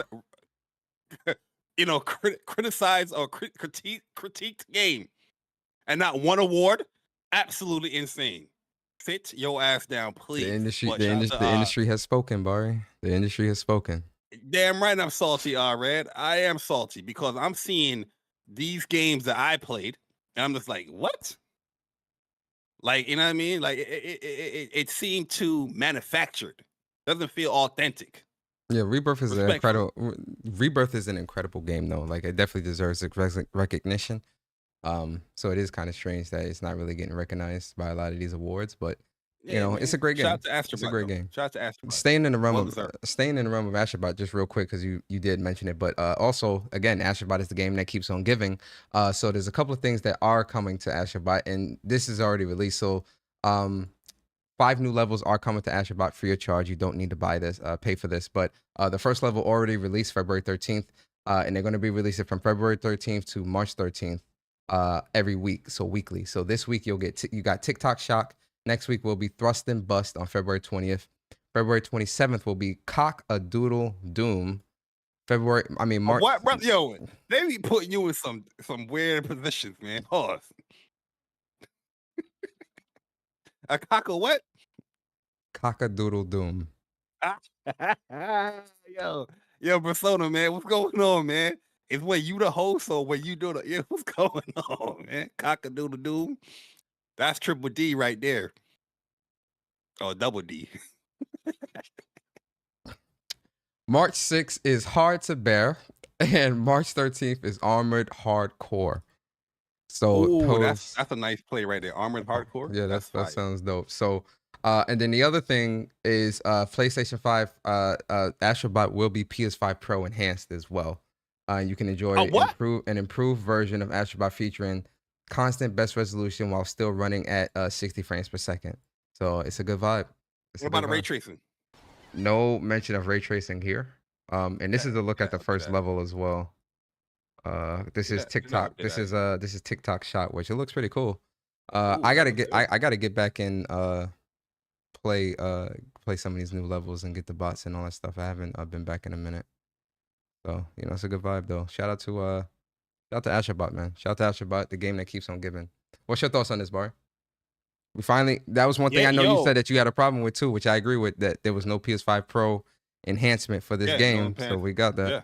So it's a good vibe. So yeah, shout out to them on doing that. I would like to see a little bit more, but yeah, I'm appreciative of it. But yeah, Astrobot is a wonderful game. Like I said, there's a lot of content now. I had just to go back to it. You know what I mean? So the winter stuff, this new stuff, the fact that it's continuing to get these type of updates, it's not a live service game, but it's getting live service treatment. It's kind of crazy, So, big shout out to them where you always have continuous content to play for this game. And does it come with trophies or no trophies? I'm not sure, but the other stuff, when you had to get the new bots, that did come with trophies. So I would assume this would as well. Oh yeah. I mean, so I would hope that they did. But shout out to Astrobot. Congrats on winning those awards and congrats on the new content. Can't wait. Keep up the good work. And then another thing, let's get into some TV. TV. TV said it comes with trophies? Yes, sir. Listen, developers, if there's one thing that I want you guys to listen to when it comes to gamers, when you do additional content for stuff, please do additional trophies as well for the trophy hunters like myself. Please. All right. I like to get those extra trophies and additional trophies and all that. Please add the additional trophies. Don't just add the new content, because this is something that Sony Santa Monica did with Ragnarok. No New Game Plus trophy. No Give Me Gal trophy. Like, come on. Please. Nah, the difficulty trophies, they need to put that back. I ain't gonna hold you on that. You know what I mean? They need to put that back. Put those trophies in there, man. But let's move on real quick, man, and let's talk about I don't know if we can show this trailer or not, so I'm not gonna show the trailer, but we could talk about it. TV. We got confirmation of a season 2 of Twisted Metal is coming summer 2025 in the US on Peacock. Bari, did you watch Twisted Metal season 1? And if you did you like it? And are you gonna watch season 2?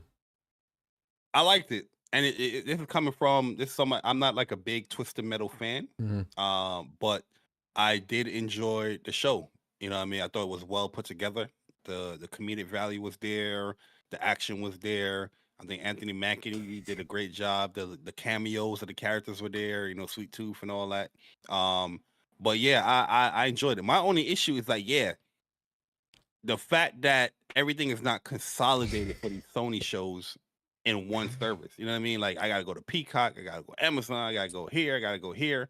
You know what I mean? When we talk about the feature of my shows and whatnot. But overall, I definitely think the Twisted Metal show was pretty fun to watch. So looking forward to season 2. I'll get Peacock for a month. You know what I mean? And and triple dick. This gonna be the worst show we've ever done in our lives, bro. This shit is hard to get. This is definitely gonna be explicit language on this show here. This show is definitely gonna have explicit language. We do put that warning in. We do, but this one is like next level, man. like yo. I didn't watch Twisted Metal. I didn't watch the show. Yo, you listen, your TV game, your anime game, you need to step it up, brother. You lacking on your macking. Okay. I'm just, I be busy, man. A lot of other stuff I'm doing. So nah, you're not busy. You're not busy, bro. You just don't want to watch these goddamn shows, man. Nah, it don't take enough. You before you go to sleep, let me watch 3 episodes. Let me watch 2 episodes. Nah, because I be having to get up early for the gym, so I go to bed early, and then I got other shit that I'm doing. Brother, you wake up the same time I wake up. Yeah, 4:30 in the morning, bro. But I'm going to the gym. I wake up and I go to the gym. What does that mean? That don't mean that. That means that I can't watch. No, yes, that means I can't watch the show because I'm at the gym. Oh, but you can scroll on Twitter. I don't do that either. Or watch a YouTube video. I don't do that either. What you mean? So you telling me when you go to sleep, you just embarrassed? Yeah, I mean, well, no. I mean, I have to sleep with the TV on, so like I'll put on like some Family Guy, Bob's Burgers, or something like that. But I don't. But with shows that I don't have to pay attention to because I know it, I can listen to it and whatever. A show that I have to watch and pay attention, I'm not gonna go to sleep. I'm not gonna go to sleep to that, or I'm not gonna have that on while I'm trying to sleep. No, I want to be able to pay attention and watch that. So I can't watch it before bed. And I can't watch it in the morning. I'm gonna catch up. I'm gonna catch up. I got you. Plus, there's too many shows. There's mad animes that you ain't even watch. There's shows that how you ain't watch what you call it? Twisted Metal. You know what show I know you're gonna watch though? What? The Last was part 2. Guaranteed you're gonna find time for that. Yeah, Sunday. It's gonna be on Sunday, so absolutely. And I'm right now I'm watching. Listen, Bari, I'm getting old, man. I'm old. I'm 33. I'm old. I can't watch all these shows. It's too much, So right now I'm watching Severance. Once Severance is done, then I'll move on to another show. Yo, Severance, by the way, I don't know if you guys saw tonight, this week's episode of Severance on Apple TV. Crazy. Yo, listen, one thing you're not gonna do is disrespect my show Severance. We're not gonna do that. We're not gonna do that. No. We're not gonna do that. You're not about to disrespect my show Severance. You understand, Bari? We're not doing that. We're not doing Severance weekly podcast. No, I don't have a Severance weekly podcast. Okay. You got a PlayStation one that you need to get updated and up to date when it comes to the Twisted Metal goddamn show. I'll check out Twisted. I also have. Honestly, I'm not subscribed to Peacock. You can get Peacock for a week. I'm not. They give you a week. They give you a trial. Don't say that. Don't use that sentence ever again. No. Don't ever use that sentence like that ever again in life. You understand? Especially when you're talking to me. Don't use that fucking sentence again. Bro, you can get Peacock for a week, man. What do you mean? You can get it for a week. It got a trial. Use that trial. Binge watch the show. and keep it moving. I'll Hey yo, this Yo, show, see this how show, Red spelling it? Yo, Red this show is is crazy. doing nasty work in the chat. Yo, this show is crazy. This is a crazy She's show. doing that on guys. purpose too. Yeah, she definitely doing that on purpose.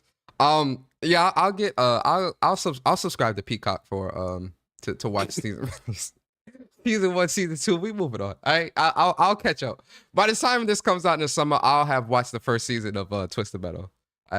Yo, shout out to y'all in the chat, man. There you go. That's all. Oh yeah. Severance is definitely fire. That Severance is fire, yo. If y'all not watching Severance, y'all need to watch Severance. That show is fire, incredible. Nah, I ain't watching that trash. Yeah, all right, man. Put some respect. I only watch good shows. Clearly not, because you ain't watching Severance. Rings of Power got a third Garbage. season. Nobody give a fuck about no Rings of Power, boy. Get out of here. Nobody care about that shit. That shit is Crazy. garbage. How much season Severance got? 2? There you go. Is it on the third? No, it's on the second season now. Okay, Rings of Power second season was done, Who and now cares? we got opened up. Who Greenlit for the cares? third. Who cares? You waiting? I'm in my season 2 right now for Severance. You gotta wait. I already for your shit. finished. I already finished. Who season two. cares? It don't matter. The point is you waiting. I'm watching brand new episodes weekly. 10 episodes. Yeah, how, you're how late. many how many episodes Rings of Power got? About like 8 or 10. Garbage. Severance get 10 episodes a season, boy. Minimum. You Minimum. late. You late. Garbage. The season's done. Garbage. Garbage. You're not even watching it live. The Garbage. season's done, bro. Garbage. Absolute garbage. I'm good. Get the floor. Don't get blocked. Thank you. Yo, but let's move on. Let's move on. All right, Bari. So in the land of delays, let's move into the land of delays real quick. This is new news that you had that had dropped. Shout out to Jeff Grubb, man. We had Jeff Grubb on the show.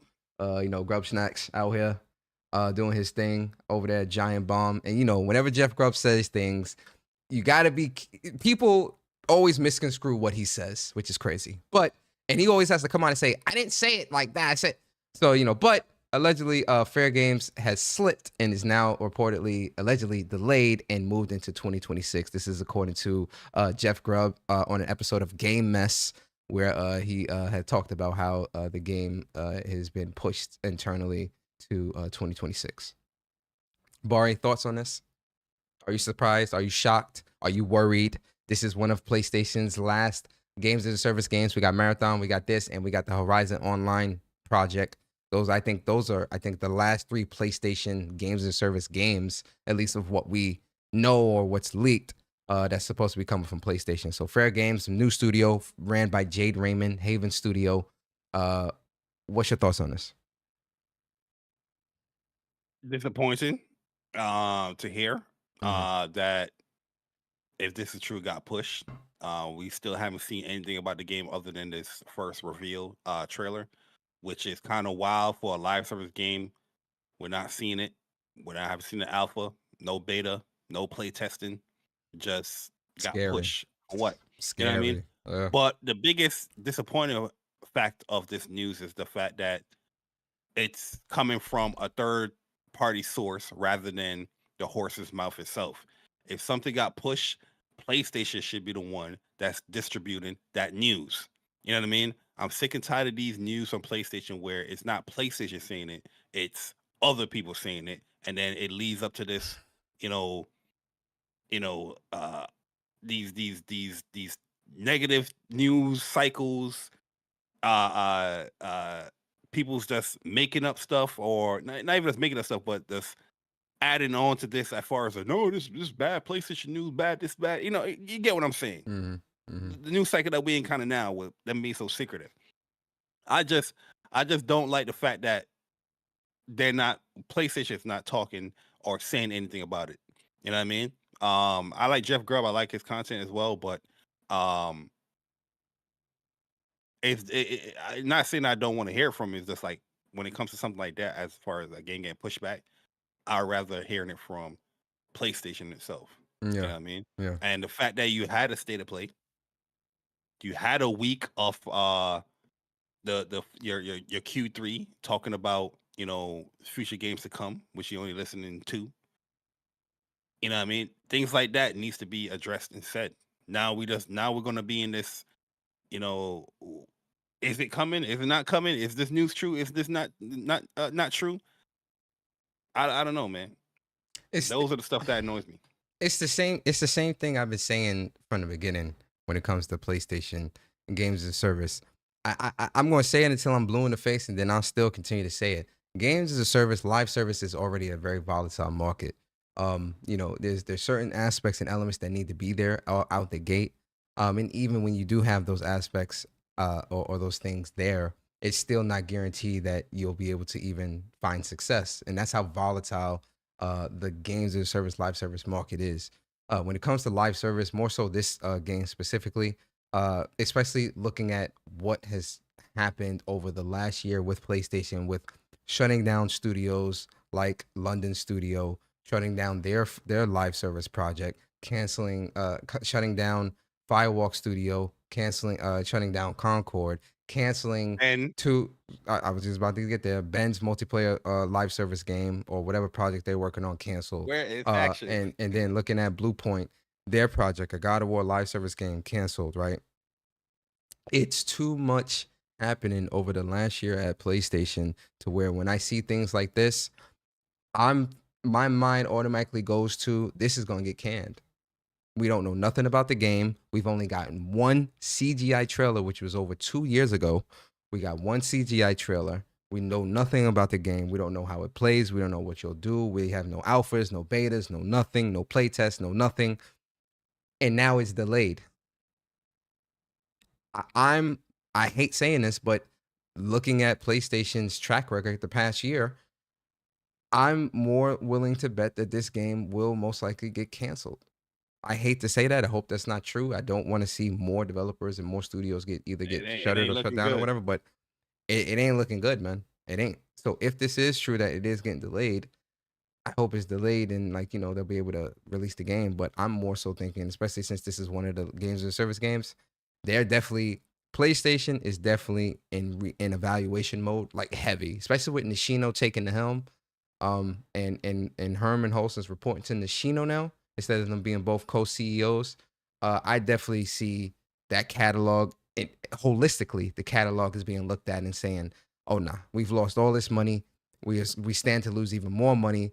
They're probably weighing the risk and determining, you know, what they can and can't, you know, can or cancel or whatever. But I'm willing to bet that for PlayStation on the back end, there is a major, major, major reset happening with majority of their studios and a refocus and a resteering of the boat to a more successful path. Yeah, I have no faith in Fair Games. As much as I like the concept, I think the concept can work in this day and age of live service. But the way how they're approaching and executing the live service stuff, it is. I have no faith in it. Yeah, You know what I mean? You are not taking the approach that big live service games that are successful are doing. You're just thinking that, oh, because we're PlayStation, we can put this out and show you, and everybody get giddy and happy, and it will be successful. Like Helldivers, you're completely clueless thinking that, in my personal opinion. Like I said, I like the concept, but after Concord and seeing how things is happening with all these cancellations, I have no faith in this game. And the fact that now we're getting news about it got pushed to 2026, push it to cancellation and just keep it moving. Hey yo, it's but GG. this the thing, bro. I'm worried about that too because if the game gets canceled, there's more than likely, you know, layoffs is going to happen. The studio might get shut down. You got to execute properly. I mean, You know what I mean? but that sucks, man. It sucks, but that's not on us. It's not on us. The game got announced a year and a half ago, almost 2 years, and we ain't see it. Yeah. We don't have a beta. We don't have an alpha. Yeah. We don't know play testing. Yep. Nobody's to talk. We don't know nothing about the game. This is not that's a single player game. This is a live service game. I don't know how it's possible. Helldivers got away with it. Helldivers had a first game that they had a rapport with people. This is a brand new IP, and it in my opinion, the first showing it did look good. I did like what I see. Yeah, it was CGI, but I understood what it was. I'm like, oh, we don't really play that much of these heist type games. It looked like it's gonna be fun.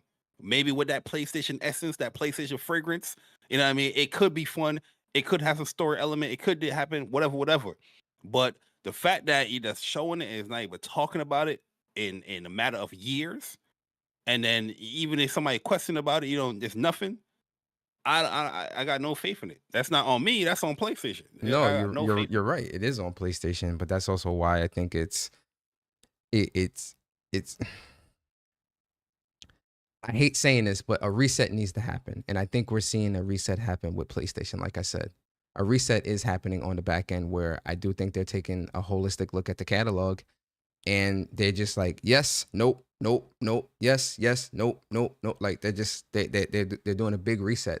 And my issue my issue with this is it's the same thing that we talked about with the cancellation of Days Gone and not Days Gone, Sony Ben's game and Blue Point's game, right? My issue is it means more waiting. That means a longer time period of things from these studios that we aren't going to see anything from, especially a studio like Jay Raymond, Haven Studio. It's a brand new studio with no track record or rapport. That's why it was so easy for them to shut down Firewalk, because that wasn't a proven studio. So with Haven, I fear that they may go the same route because it isn't a studio that has a proven track record. It isn't a studio that has much rapport. And for PlayStation, they may look at that and say, it's easier for us to get rid of who we need to get rid of and keep who we need to keep and spread and sprinkle them around other studios to get our other successful projects out the door quicker. It sucks to think that how you get a proven record or track record by putting out projects. Exactly. That goes back to my point of why I don't want to see it get canceled. The fact that you're doing it's not a single player game. The fact you're doing a live service game and you're canceling it without gamers playing it, that's an issue. That is an issue. That is saying that the concept level is not even good enough to get it into a alpha or a beta form. Look at a game like Elden Ring. Elden Ring is a proven game. Guess what they're doing for their Night Rain? A closed beta. Yeah. You think if but Elden Ring that's why I'm saying Monster Hunter, a big game. They got multiple betas. Even first Berserker Kazan. First Berserker Kazan put out a demo. Let's just release it. It's us. It but looks pretty. This is why I think PlayStation needs to, I'm not going to say get out of the live service realm entirely, but and I think we're seeing this happen in real time because of the cancellations and things like that. But if you do go down this path again and want to do this, 1 or 2 projects at the most, bro. Maybe 3. Yeah, I think 3. I think 3 is pushing it. I don't think they do a lot. But the problem is the people that supposedly to play the game is not playing the game. That is the problem. My advice: these games are not getting to that level where people can play it to see if they like it or not. That I agree with, and I think that's a big problem as well. My advice to PlayStation, as a gamer on the outside looking in, someone that's been with PlayStation since pretty much the beginning and played a lot of your games, you need to lean on legacy titles. You need to lean on the legacy IPs, especially if you're going to do a games as a service game.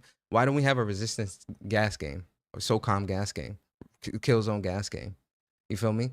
Lean on those legacy titles and find, one, get the old school fan base back, but also find new fans within that genre, because you're entering a new genre with games as a service. And again, it's up to you to figure out how to do that. I can't tell you how to do that, but I do think leaning on legacy titles and legacy IPs would have been a safer bet when it comes to at least breaking into that gas market. Now, does that mean even if you lean on the legacy titles, you'll find success with all of them? No. But at least, in my opinion, from where I sit, you would stand a better chance at finding success by leaning off legacy titles as opposed to something brand new. But what do I know? I'm just a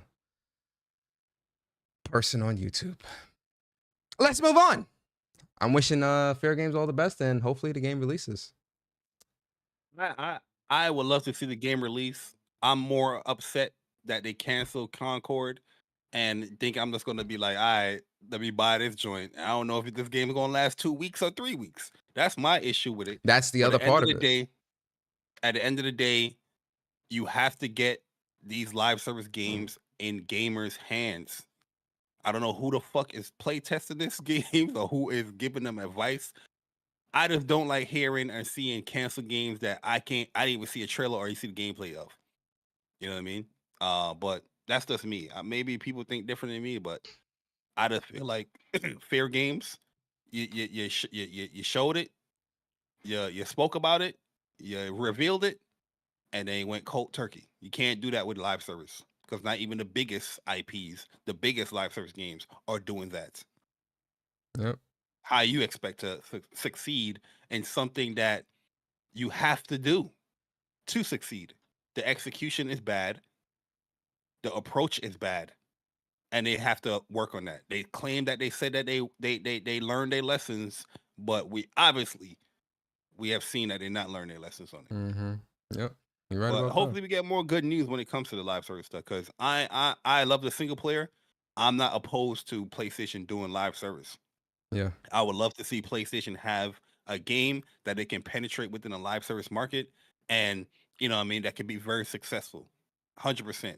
Mm-hmm. Like a Helldivers 2. I would love to see that again from PlayStation. Mm-hmm. So I'm not opposed to them doing live service. I understand it. But you gotta have your approach gotta be better. Your execution gotta be better. That's all. Yeah, I agree. Bari, you know what time it is? It is 12:33. No, brother. It's state of play time, brother. It's time to get into the state of play. The Because we greatest got- show this year. The greatest show this year so far, 9.5 out of 10. All right, so here's how we're gonna do it, because we go through every single game. Every game we're not gonna look at like the trailer. We'll just like kind of gloss over it really quickly.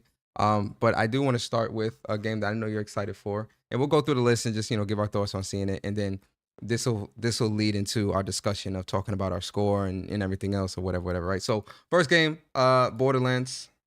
Oh, I gotta do my birthday. Come on, man. Hold on. Oh my god.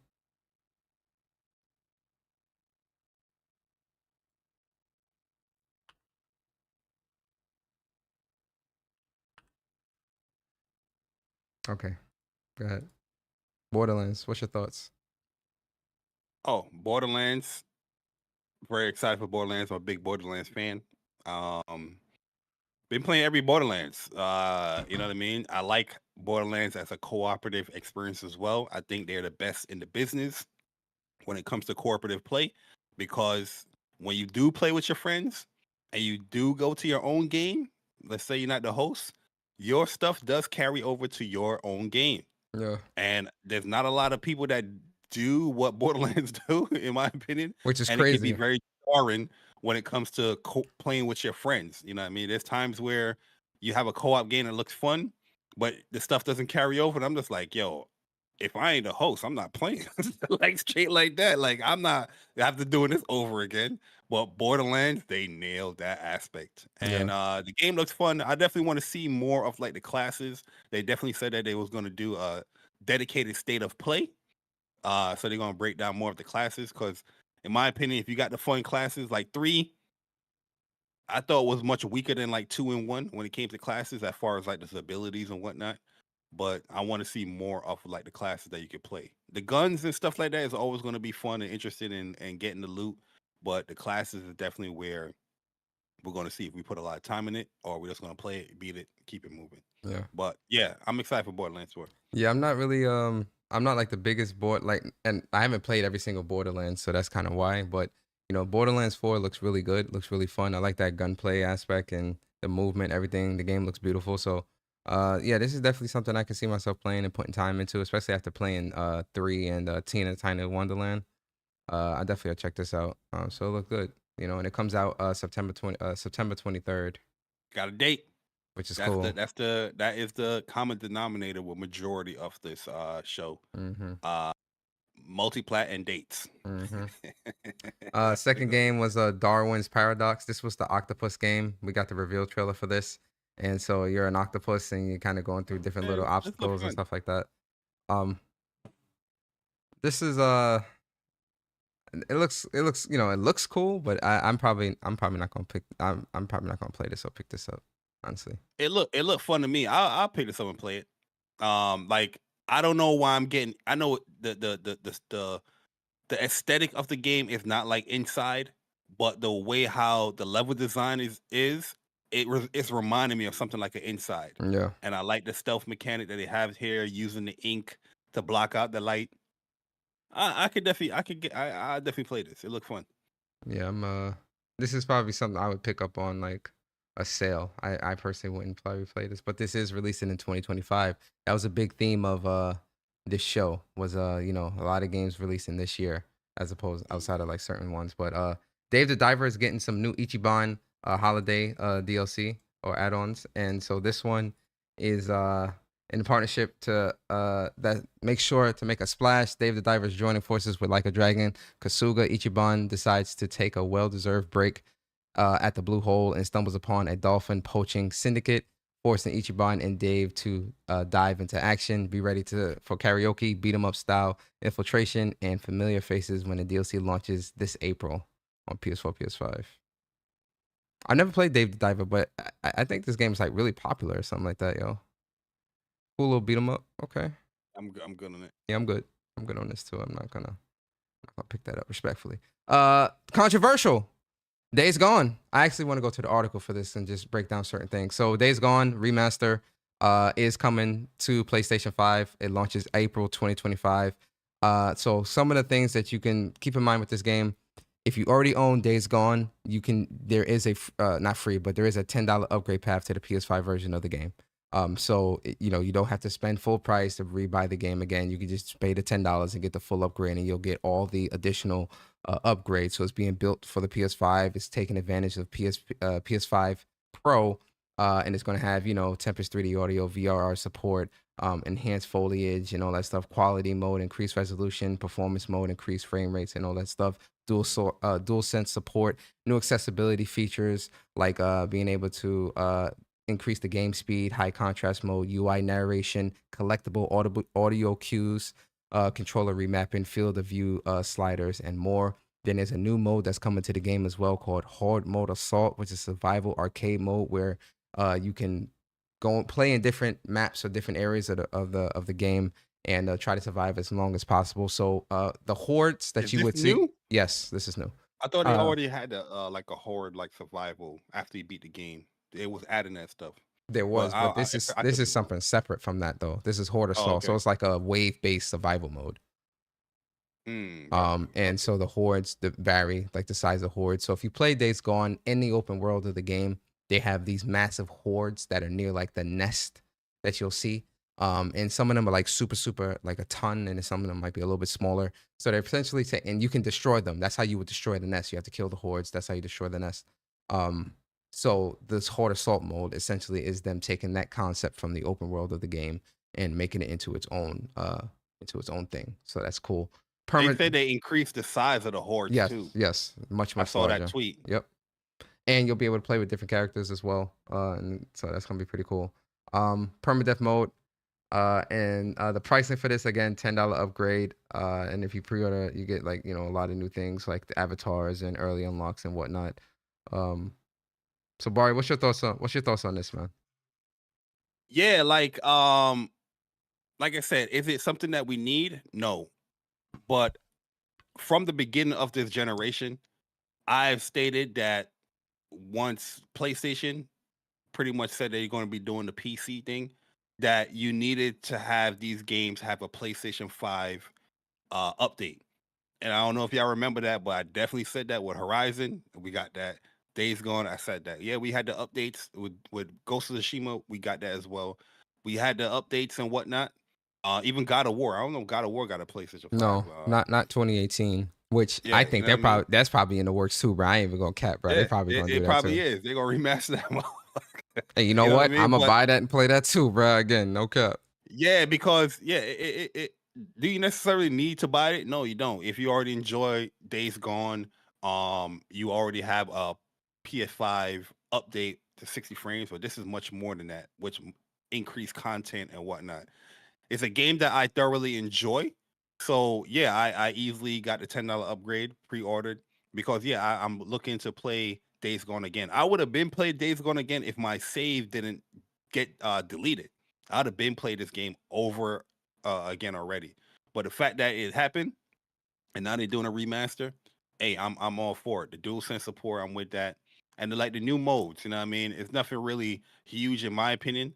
I most likely you try the new modes, depending if it's fun or not. Maybe the assault horde, I'll try that. But I like the gameplay a lot for Days Gone. You know what I mean? So there's certain things that I wanted to see within this remaster trailer that they fixed. Like if they said stuff like, "Oh, we fixed the fade to black with cinematic scenes," you know what I mean? Now it's more streamlined and more smooth. That would have got me super hyped because that's my biggest issue with the game, other than some of the bugs that you experience on the PlayStation 4. But yeah, I'm excited for it. I definitely bought it, the $10 version, and yeah, I'll be playing it on in April. Like I said, it's something that we need, or something that people were requesting. No, but I know for sure myself, I said that they need to do that, especially if they're putting these games on PC. You got to cater to the PlayStation 5 audience because that's your core audience. How you have a 5 but don't have a 5 version of these games. Yep.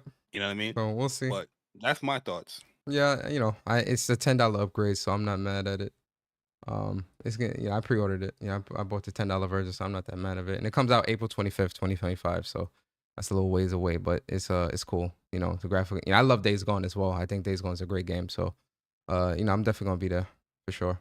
And then Digimon Time Stranger new game announcement got announced. Game's releasing in 2025 as well. Shout out to the Digimon fans out there. Another game too. This was a Directive 8020, a new narrative-driven game from Supermassive. This cool. one looked pretty cool as well. I don't know if this is necessarily something. It's from the Until Dawn and Quarry developers, Supermassive. Oh, quick to answer a Wolfo question. I don't know if the trophies are going to carry over I would due to assume the fact yes. that I would assume they they do. didn't do that for Zero Dawn, for Horizon Zero Most of Dawn. the It was trophies like did, but you still had to play through the game to get to platinum for remaster. So, I think a lot of the I had no trophies trophy. I think a lot of the trophies for Days Gone. Actually, you did trophies transfer for Horizon Zero Nah, Dawn? I don't think no trophy. Your I save don't transferred remember. over. I don't remember. Yeah, Like now I I could don't I remember. could have continued where I left off at, but I did a new game because if you want to get a platinum, you got to do a new game. You can't just continue from where you left off. Your save is there, but you got to do a new game. Mm. Yeah, so Directive 8020, Bari, is this something you picking up? Or you're interested in? Yeah, I like Supermassive games. I like their take on like horror or thriller type elements in their games. I'm a big fan of like even though the dark pixel games I didn't even like get into, but I did like the Quarry. I did like Until Dawn, and this game just looks really good as far as like the gameplay that it was showing. It just everything looks smooth. I didn't see no choppiness like a typical Supermassive game would have. So Yeah, yeah. hopefully they worked on that. But yeah, it looks cool. I definitely get it. And it's a good month. It's coming out in October, so that's probably Yeah, like a October nice little 2nd. stream. Yeah, nice little Halloween title, yeah. Yeah. October 2nd, that's a good time. I agree. So Directive 8020, releasing October 2nd, from Supermassive Games. Looks pretty cool. Dreams of Another. This was a pretty interesting game. It's releasing for PS5 and PSVR 2. And with this game, destruction actually creates. So you actually use guns to create and not destroy, which I think is a pretty interesting concept. But Bari, is this something that's up your alley?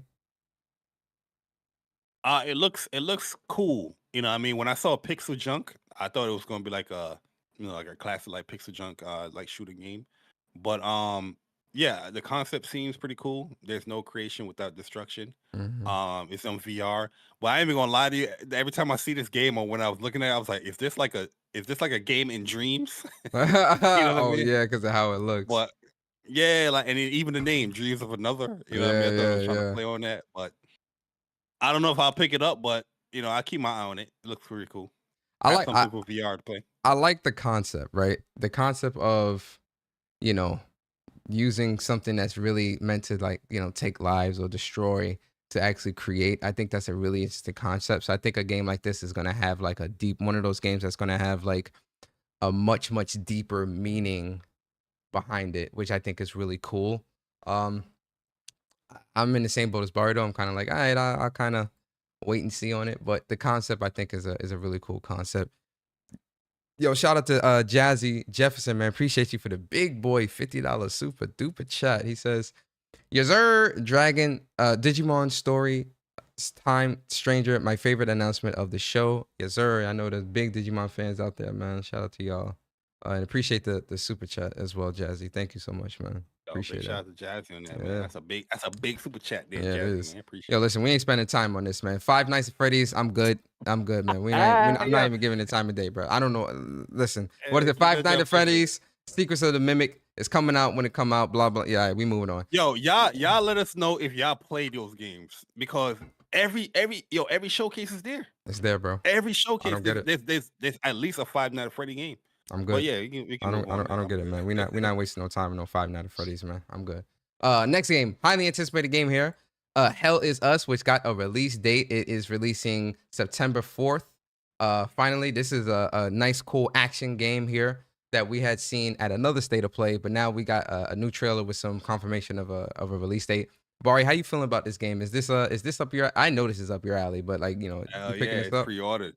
Yeah, this is getting picked up. Deluxe edition and all that, man. We locked in, man. But yeah, the first time I seen this game, what I think was the last day to play, right? Yeah, it was the last one. It was impressive, and now we got a reveal trailer, release date trailer, and I'm locked in. I'm good. I'm good to go. Yeah, I ain't even got to talk about no more. The game looks beautiful too, man. Like this is a beautiful looking game as well. Like I can't wait to see this running on the PS5 Pro. I know this is gonna just look incredible because this trailer looks incredible, and like the combat looks really good. The world looks interesting. This is definitely like up my alley, and I'm really excited for Hell is Us, man. Like just look at this game. Characters look interesting. Yeah, I'm digging this. Hell is Us is looking like it's gonna be a good vibe. So this is day one. We picking this up for sure.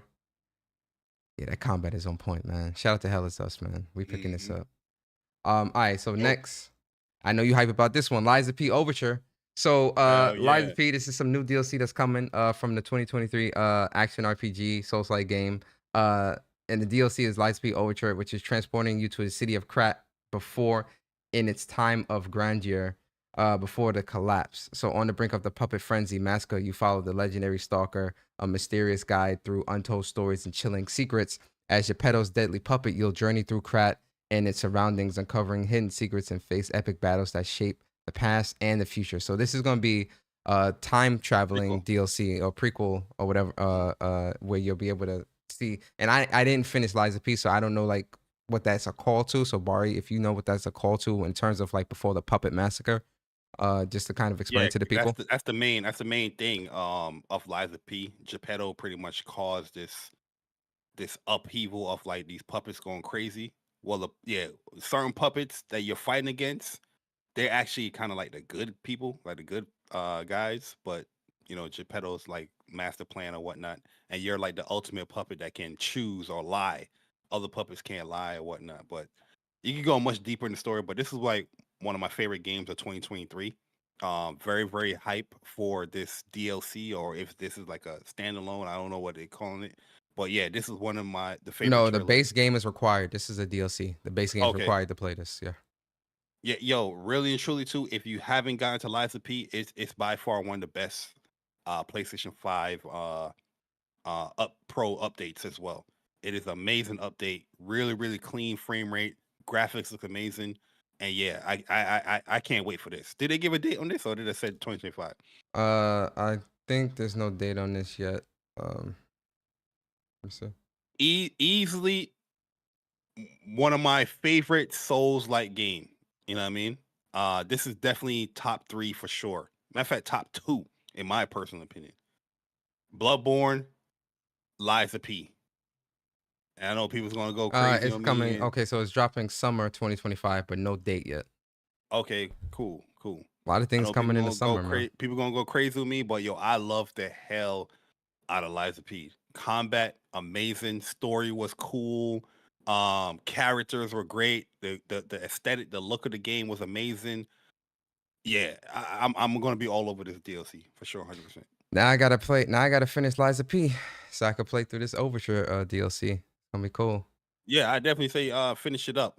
I don't know where you left off at, but I'm in the beginning. Now brother. you I'm have in the beginning, brother. a better grasp on like these Souls games, yeah, Yeah. you could easily run through this. Oh yeah, yeah. Like a Dragon, Pirate Yakuza in Hawaii. You know that's coming out February. It actually already came out. The demo. They announced the demo, which came out yesterday. So that's cool. Oh, the demo's out. Yeah, yeah. The demo's out. Yo, So, in my fact, it is out because I see people uploading gameplay of it. The combat looked really good.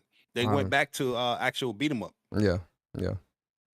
All right. So moving on, man.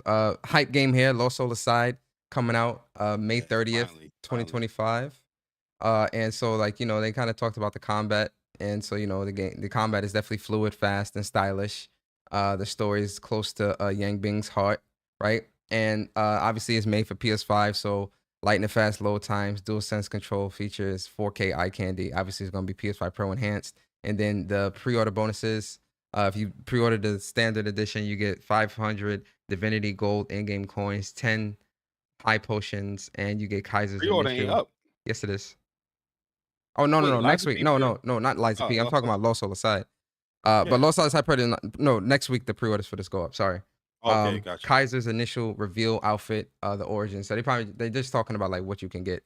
And then for the digital deluxe, you get everything in the standard edition, and then you also get the ruby necklace, health booster, gemstone badge, XP booster, 3 weapon fragment cosmetics, the digital soundtrack, digital art book, and the arena skin golden blaze for your spirit that can transform into the sword. But Bari, seeing this, Lost Soul Aside, we got a date. It's real. How you feeling about this game? I'm very excited for this game. Y'all already know when it first revealed, when you spoke about it, when y'all played it at PlayStation Experience. Yeah. A couple of years ago when they showed like that 23-minute gameplay. I've been sold in this game years ago. You know, the fact that it's looking cleaner, the frame rate is looking better. They're introducing new characters now. The frame rate even Now looks better than what we saw at Japan show in September of last Yeah. year. The frame looks a lot better. Go ahead, my fault. Yeah, the fact that we're getting more details, you know, they're talking about the PlayStation 5 version or whatnot. Yeah, I'm very excited for it. You know, the pre-orders go up next week. This is day one for me. It's a game that we've been waiting for. A lot of people that have been waiting for this game. This is all we was waiting for is this release date. You know what I mean? So, them announcing it here was a big positive for me. My only thing is that I have here is that we mentioned this like a couple of weeks ago, or the last time they introduced the game, where it shows PlayStation 5 and PC day and date. They blurring those lines a little bit more now, with the PC launching day and date with a single player game that PlayStation is funding. Okay, so a good point. yeah, it's surprising that, you know, a game like Stellar Blade didn't do it, but this game is doing Yo, it. look You at know the what I mean? combat. Oh my god, bro. The combat in this looks so good, man. The boss fights look like they're gonna be crazy. I see that perfect dodge into after image. Listen, y'all don't understand. A game like this, Lost Soul Aside, I've loved this game since I've played it, and I've been craving this game for so long. I'm putting a lot of time into this when this drops. A lot of time Oh yeah, into I'm this, getting. man. Oh, the deluxe edition only 70. Yeah, yeah. Okay. Another surprise hit, man, a brand new game called Metal Eden, described as an adrenaline rush sci-fi FPS by the creators Rycon Games. Metal Eden is set on a far-flung space future space colony that's under threat.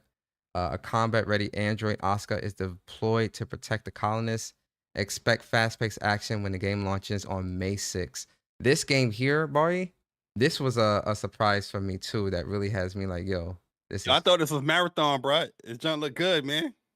I'm getting Doom vibes from this, like with how the combat is. But the combat with this is actually pretty different because you could, when you destroy an enemy, you could take their core, right? Because you are an android, and you can use the core to upgrade yourself, or you can use the core as like an explosive and things like that. So that's a cool little Mega Man. addition to the game here. I'm digging this, bro. Like Metal Eden, Yeah. I'm digging this gameplay a lot. This was a big surprise one as well for me. Yeah, smiling ear to ear with this trailer. It looks really good. Down my alley. I will be playing this as well. Yeah, this is getting picked up for me. Comes out May 6th. Sorry, Doom. Oh, Doom's getting picked up as well. Don't get it twisted. You know, we love Doom over here. So Doom's getting picked up. We triple dipping. So so moving on. Yeah. Metal Eden. I like this. The thing that stands out to me too is like just how fluid. I like how fluid the gameplay looks. Like it just looks like it flows very, very well, which I love. Because with games like this, it's important for the game to have to be very fluid and play a specific way for me, especially when we're dealing with first-person shooters. And looking at the gameplay, it looks very, very fluid. Now, Bari, we got your game of the year. We're gonna let you take center stage. Metal Gear Delta, Snake Eater, release date August 28th. New trailer. On a scale of 1 to 10, what is your hype level for this right here, man? On a scale of 1 to 10. If Kingdom Hearts 4 ain't coming out, this is my most anticipated game for the year. This is definitely, like I said, Metal Gear 3 is in my top 3 games of all time. And the way how this trailer is looking, the game is looking, is PlayStation 5 enhanced. Going to be fighting all those amazing boss fights once again, going through the world, camouflage snake, eating rats, eating snakes, eating rations. It's going to be a movie out here, man. I can't wait for this game. There's going to be a lot of content from me on this joint, because if they're having it like the original, there's going to be a lot of like nice little secret camos that you can get. There's going to be ways how you can defeat the boss, and how you can get their camos as well. Hopefully all that stuff is in the game as well. But yeah, this is pre-ordered already. Collector's edition pre-ordered GameStop. I don't trust you, GameStop, but I pre-ordered the GameStop months ago. Back in 2024. Pre-order went up on PlayStation, already done. One of my favorite boss fights in gaming is in this game with the end. I love that. And they showed one of the segments that you can snipe him from. So Liquid and no, not Liquid. They was having a conversation on this little opening area here where the dude is walking in the beginning, and you can pretty much snipe the end if you want to there, and you can end the fight. Obviously, it's gonna alert everybody and everybody's gonna jump on you, but you can get rid of that boss right there. But if you don't, oh man, you're in for a glorious boss fight, man. So anybody that missed out on Metal Gear Solid 3, I don't know how. I just can't wait for this, man. Just looking amazing, yo. I guarantee you, this is definitely game of the year for me personally. Yeah, it looks good. It looks good. I'm very excited for this as well. If they don't touch nothing and keep it tried and true. Well, I don't mind if they add new stuff. I'll say that. If they add new stuff that's to enhance the story or just make it better or whatnot, I'm all for that. But from what I'm seeing in the trailer, all of the boss fights, everything looks a 1-to-1 here with the original game. Yeah. Yo, shout out to Viper. Appreciate you for the super chat. It says CQC. Hell yeah. Very excited for this. So yeah, Metal Gear Solid, very excited. Next, man, we got another surprise that this game actually got me like excited too, is Mindseye. Oh yeah, this look good. This is supposed to be coming out, I think, this year. From the developer of Build a Rocket Man. Yeah, this looks interesting to me. I'm definitely picking this up. Bari, did you like what you saw here with Mindseye? Yeah, because the more we was watching the game, the trailer was like, what is this? This looks kind of good. You know what I mean? It's giving me other third person, open world type vibes. But yeah, it actually just looked good. The gameplay looked pretty dope from what they're revealing. They saying that this is the same dude that played Lincoln Clay from he looks so familiar. Okay, so that's what he's from. Okay, yeah. All right, so now, I mean, this was already on my list of like games that I was picking up, but now it's even, because I love Mafia 3. I thought Mafia 3 was great. Lincoln Clay, I liked him as a character as well, man. He was on a warpath. You hear what I say? Yeah. Shout out to my boy Lincoln Clay. I forgot his real name, but yeah, this is a day one. Mindseye looks really good. I thought he looked familiar and I couldn't place from where. Okay, Mafia 3. That's dope. That's dope, man. That's dope as hell. Okay. Yeah, Mindseye looked great, man. It looked solid to me, man. I liked what I saw here. Third person action. Yeah, I'm digging this. I'm gonna pick this up. Monster Hunter Wilds, we done seen enough of that. We know we're picking that up. Onimusha 2 and Onimusha Way to Sword, we seen that already. We know, that's day one. The PS Plus catalog stuff, we seen that stuff. SAROS, this was a closer for PlayStation, but this is obviously a new game coming from PlayStation, a studio, Housemarque, and this is their new game that they're coming out. And for what they said, this is going to build off of Returnal, not in terms of story, but in terms of that gameplay. So they're definitely, what you saw from Returnal, you're definitely going to see more advanced versions of that stuff here. So I think we'll still see like the alt fire and all that stuff. But also they're taking some feedback, and now you'll have permanent upgrades when you do your runs. So instead of you losing everything, there'll be permanent upgrades that you will maintain whenever you go through a new run after you die, which I think is a great added an added addition. I think this looks. I forgot the name of the world that this takes place on. New title. You play as Arjun Devraj, a powerful Solitari enforcer who will stop at nothing to find who he is looking for. An extended gameplay look will be released later this year. So we are going to, the world, off the world of Carcosa. So the name of the world that you're going to be on this time is called Carcosa. So we're supposed to be seeing some gameplay for this. Lost World, Off-World Colony, Carcosa. Yeah. So we're supposed to be seeing gameplay of this later this year, which I'm excited about. Definitely gonna be doing a breakdown of that. But Bari, first CG trailer. How you feeling about this? Are you excited? Talk to me. Oh yeah. This is Housemarque. Like Housemarque, you show the logo, I'm already going to be excited because I think when it comes to gameplay, they're one of the best developers out there. They're always going to have a fun, engaging game that is going to be addictive to play. And then they said they're taking like some of the tropes from like Returnal.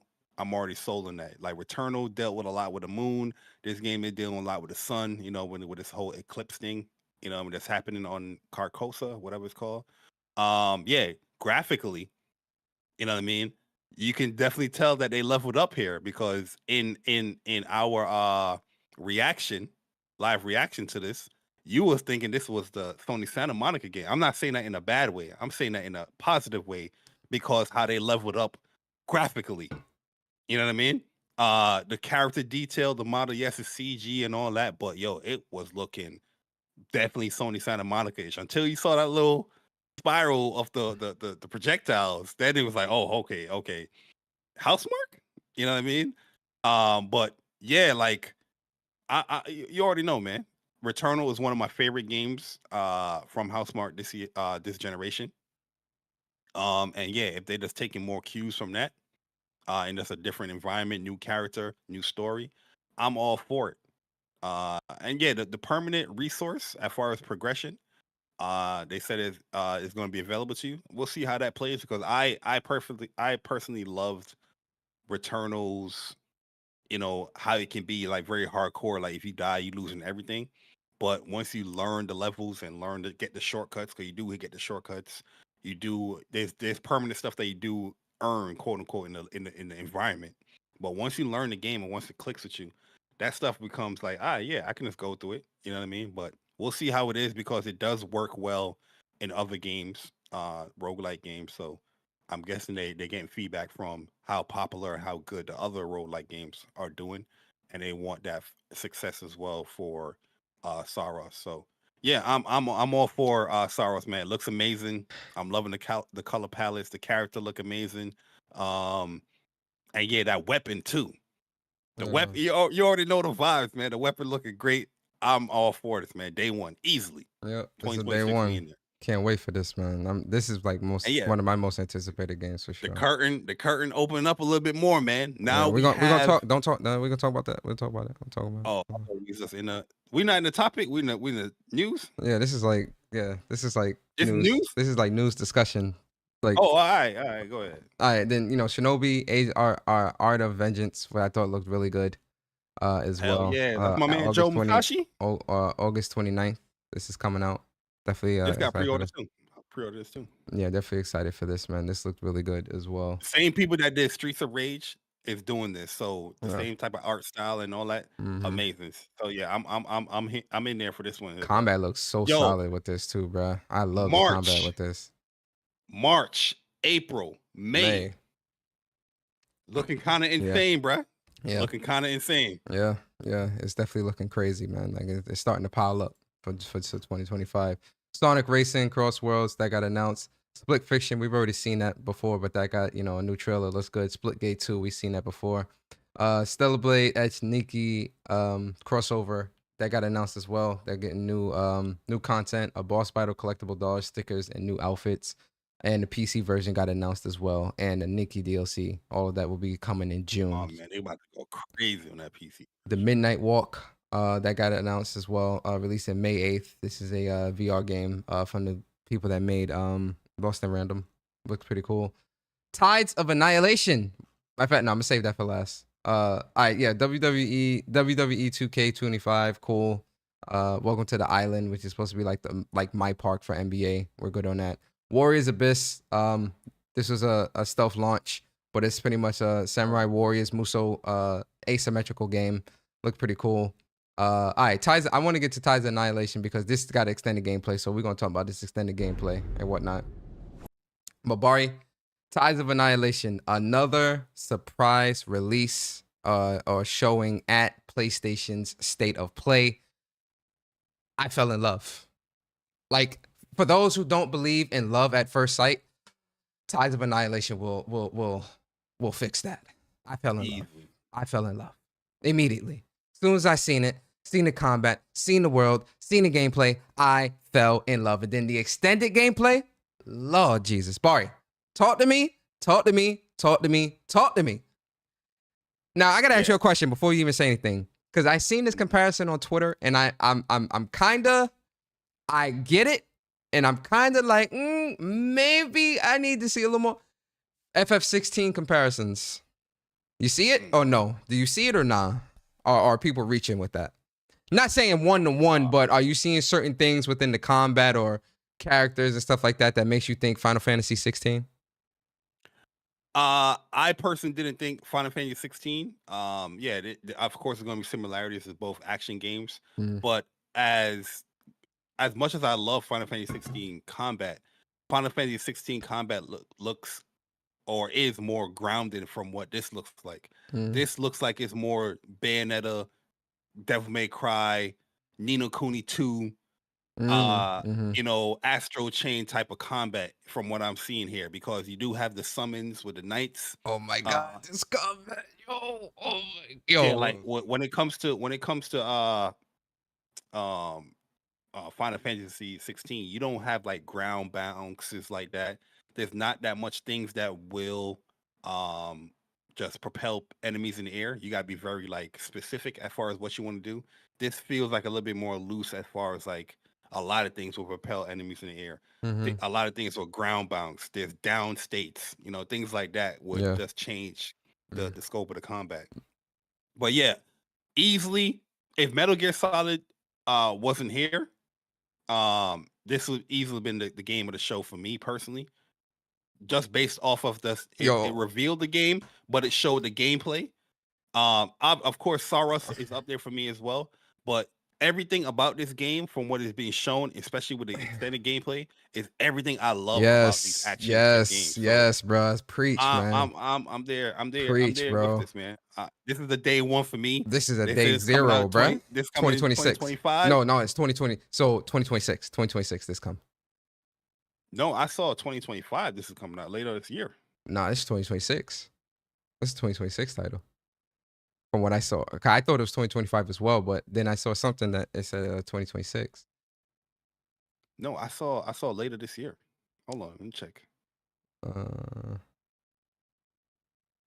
And it's going to be PlayStation 5 Pro Enhanced as well. They're announcing that.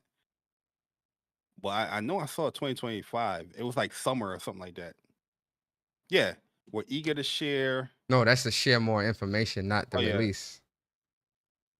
Taste of why it waits. We're eager to share moments. Hold on, let me go to the actual website. In the coming months, so please stay tuned for updates. Yeah, we're not. This is not coming out 2025. But yeah, there's unique. Yeah, it's definitely gonna be using Yeah, the because pro. you can wish list it now. Yeah, you can wish list a ton of games now. Not no 2026 game. Yeah, you can. You can wish list SAROS now. No, you can't. Yes, you can. Hold on, bruh. I know I saw something 2025, bruh. But go ahead. Yeah. I'll Yeah, find go it. ahead. Yeah, so like I said, you know, Tales of Annihilation, this seeing the game, especially seeing the extended gameplay of this speaks to my action game soul, man. Like it really, everything I'm seeing about this just oozes.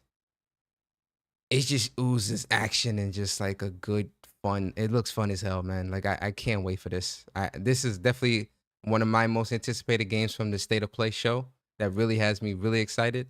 Especially with the boss fight that's about to come up here, which looks really, really good as well. You know, I love an action game that has really good boss fights, and from seeing this first boss fight, it's giving me a lot of hope and a lot of confidence in the future. Or for like the rest of the boss fights, especially when they show some of the other boss fights later. Let me skip ahead. Oh, a with little bit. Mordred? Yeah, Mordred. Yeah, that Mordred boss Yo, fight. that boss fight looking. Yo, you know what that boss fight remind me of? The final boss in Valkyrie Elysium. You know what other boss fight it reminds me of too? A game you played last year. Who? Grand Blue Fantasy Relink when you fight old girl. Oh, for sure. Yeah. Yep. It reminded me of that. I was like, oh, this is Grand Blue Relink right here, boy. Oh my god. Yo, the combat. But yeah, like this game here, I can't wait for this, bro. We triple dip. Yo, they saying here, yeah, this is a triple date. I say it, this is a triple date. They saying that there's gonna be an enhanced mode for the PlayStation 5 Pro, developed exclusively for the PlayStation 5 Pro players, where the Pro's GPU, PSSR technology, the game achieves high resolution ray tracing, improved image fidelity, and smooth 60 frames per second gameplay. Sheesh. Listen. Look at her look at her perfect dodge, bro. Yo, Mordred gonna be a problem, bro. And this is definitely like, especially from seeing this boss fight, she's definitely going to be a character that you're going to fight multiple times. Like this ain't the first time, this ain't the only time you fighting her, bro. She's a mainstay character. Yeah, she a mainstay. You might even play her like when you beat the game or something. Yeah, bro. Like she might turn good or something. But like her perfect dodge and how she fighting, oh my god, yo, this.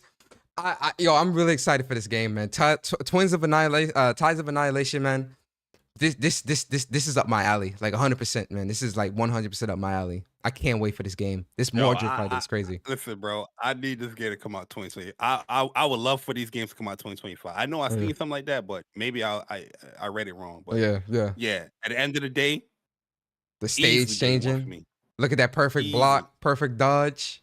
Oh yeah, I know when you see the ice, you get excited, bro. Whenever I see ice, I always think, oh yeah, Bari excited as hell. You see that ice? No, the ice knight is beast. Look at the ice knight is beast in this joint, bro.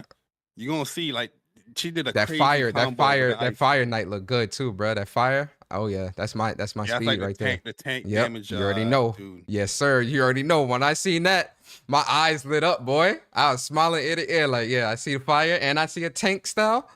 I'm happy. Oh yeah, that ice is definitely gonna be a nice launcher too, from what I'm seeing. Like that's yo, it freezes too. It freezes with the first little combat scene. Like you can knock them down and you stay in that pillar, it freezes them. But yeah, this boss. Yo, I want this game to get supported, man. Like guys, I want y'all to support this. Support this. This character got swag. Gwendolyn. Yeah, Gwendolyn got some swag, man.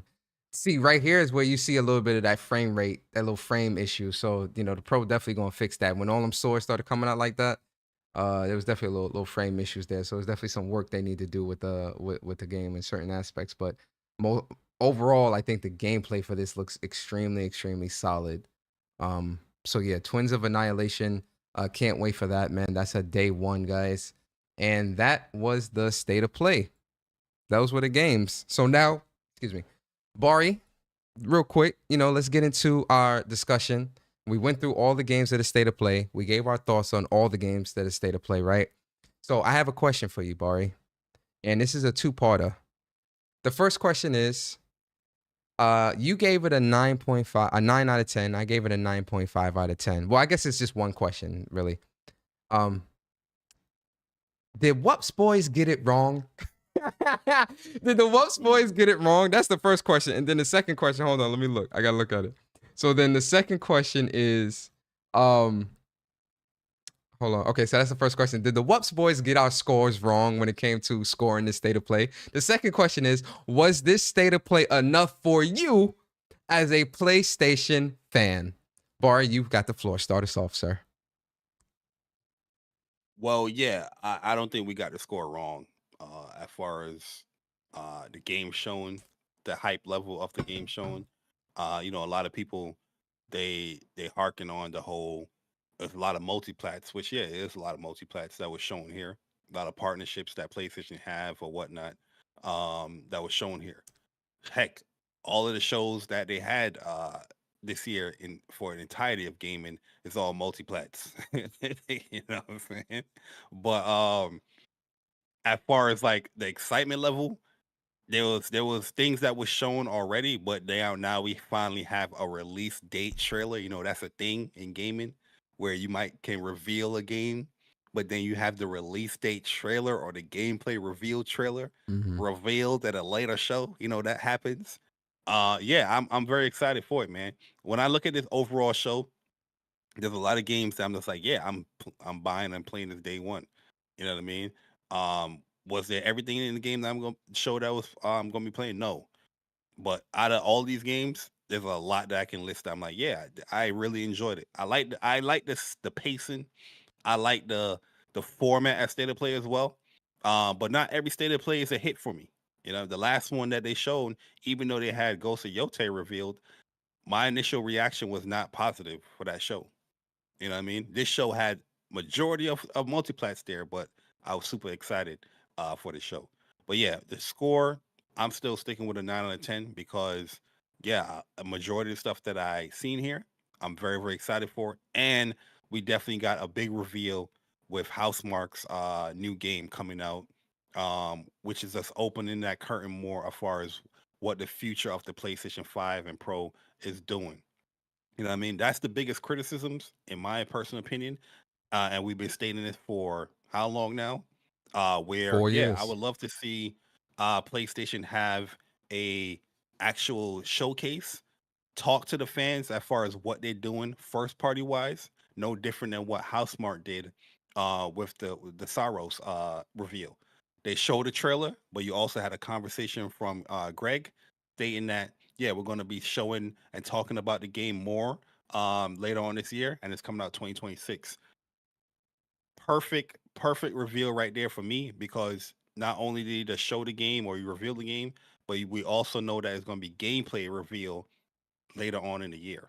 You know what I mean? Regardless if it's coming out 2026, you have that that dialogue with the fan, but you also have that outline that oh, here's stuff that we can look forward to. And that's what I want to see more from PlayStation. Yeah, that's the criticism first party wise. We're seeing more first party reveals, but I would love to see like a huge blowout as far as what first party is doing. Talk to people about what first party is doing. Even us not saying that this have to be at the show, but yeah, we're seeing a lot of cancellations. You know what I mean? We're at the second half of the end of we're the second half of the PlayStation 5. You definitely have to have those conversations now. It's like, yeah, this game got canceled from the studio, but here's what we're doing, or here's what we have in mind. I know that's gonna be more so that's gonna be hard for them to do because you don't want to leak some of that stuff. But I personally think you need to have it. There's too much of that type of news happening on PlayStation where you're not gonna have it. But rating the show itself, 9 out of 10 for me on a personal level.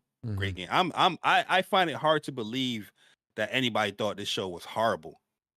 You know what I mean? And as soon as you hear somebody say the show was horrible, they're talking about where's the exclusives, where's the first party games, even though, you know, I'm not even gonna do that. I'm gonna save that for another show. But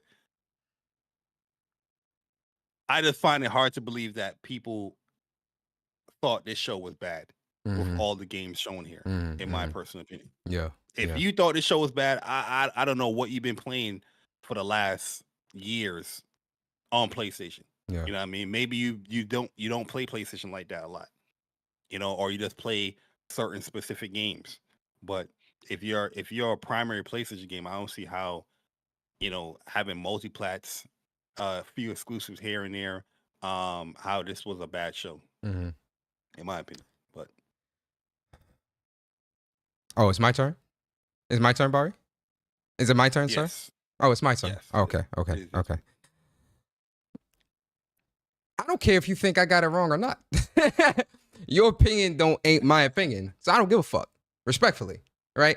But when it comes to state of play, I thought this was a great state of play, and they ended it off with a PlayStation game, a PlayStation title.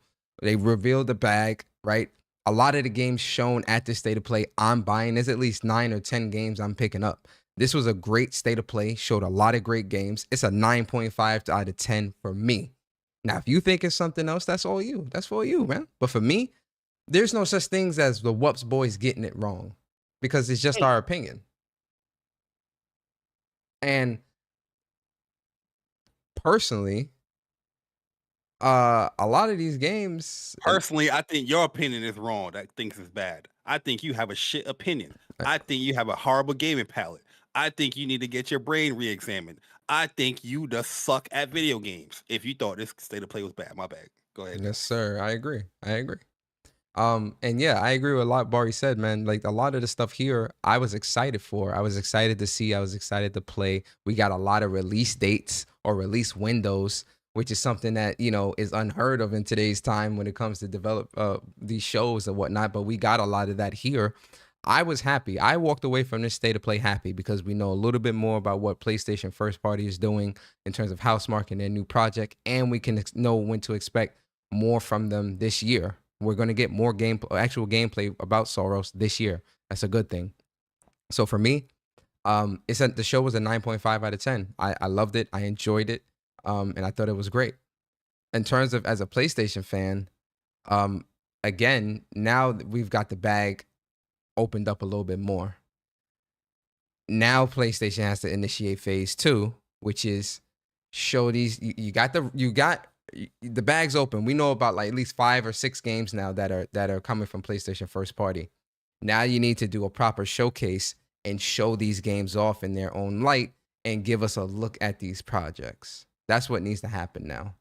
Phase 1 is pretty much there. Now we need to initiate phase 2 and see what's going on with these projects that we know about from PlayStation first party. Avengers Assemble. Absolutely. Some of my phase 1, phase 2. Avengers.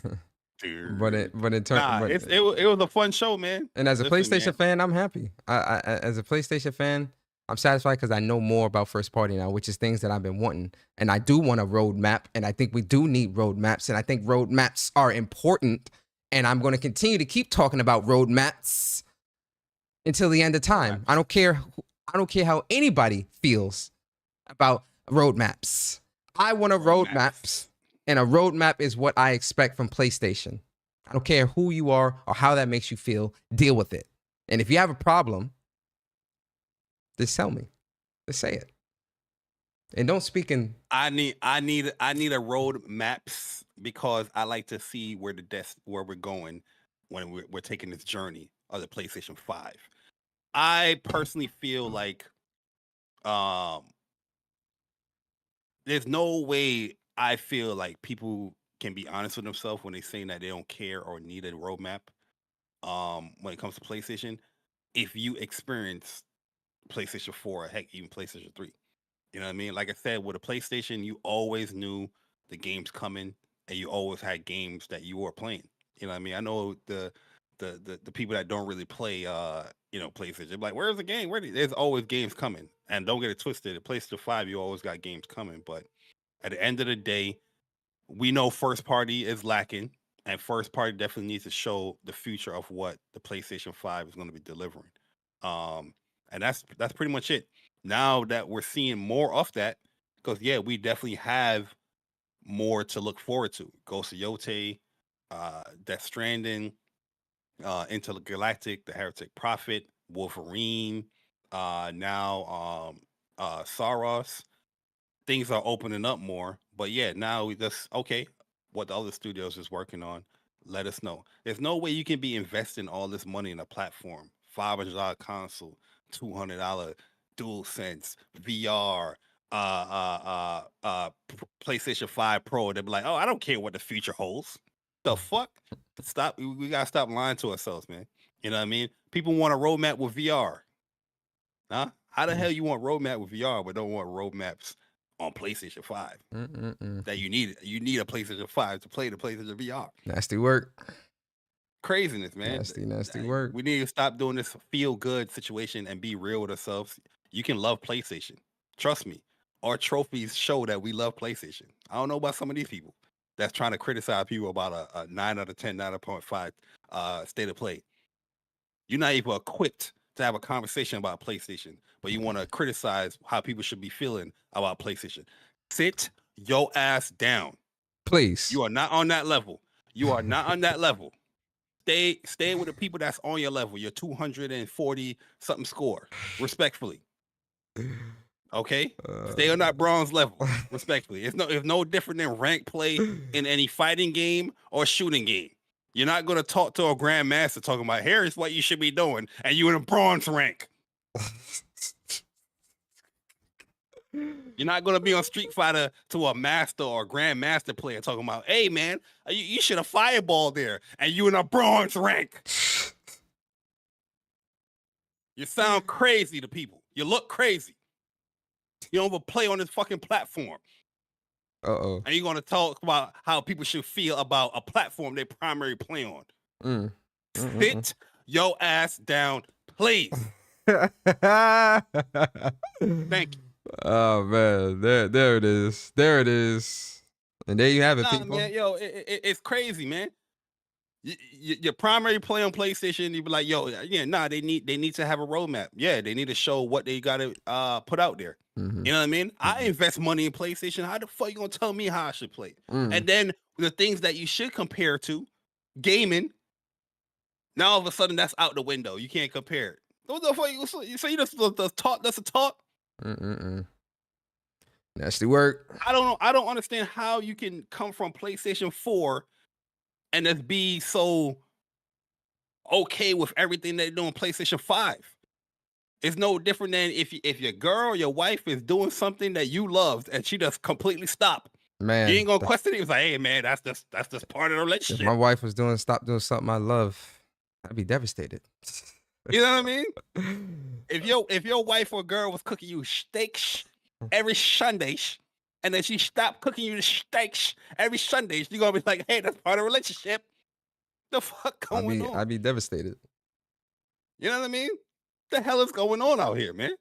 Stop with this I need to feel good type mentality. That's what the other people do. Starting to be real with yourself. Yeah, listen. Be real with what's going on. And when you do speak up, things can get assessed. Yeah, listen. It's like I said. A couple days ago, I tweeted out, if you're not ready to show the PSNs or the PSN profile, I really don't even want to hear what you have to say, man. Respectfully, I stand by that.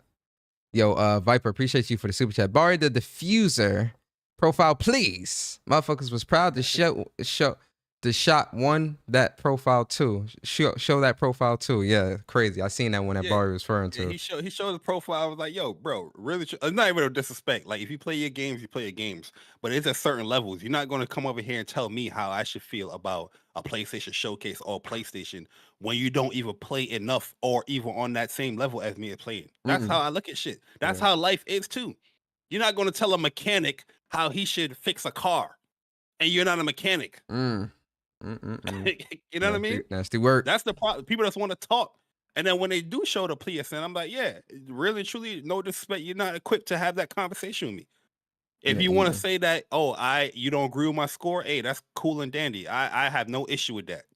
But you're not going to tell me how I should be feeling. Talking about fraudulent or whatnot. Bari said you're not even qualified. The last day to play, I wasn't even feeling like that.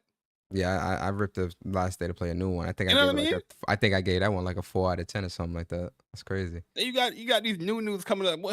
How dare you give it a 9 out of 10? This is why PlayStation is in the position they're at. Where the fuck you been at when it comes to WUPS, the personal chat? Like, you don't see any other tweets that talk about PlayStation? Nasty work. What the hell going on, man? Nasty At the end of the day, I like this showcase. Mm-hmm. I like that PlayStation is revealing more first-party games. This is what we want, right? This is what we asked for. They're doing it. I thought this showcase was better than the last one, even though one of the last one had one of my most anticipated games for this year, Ghost of Yote. But the games that was shown in this state of play was more down my alley.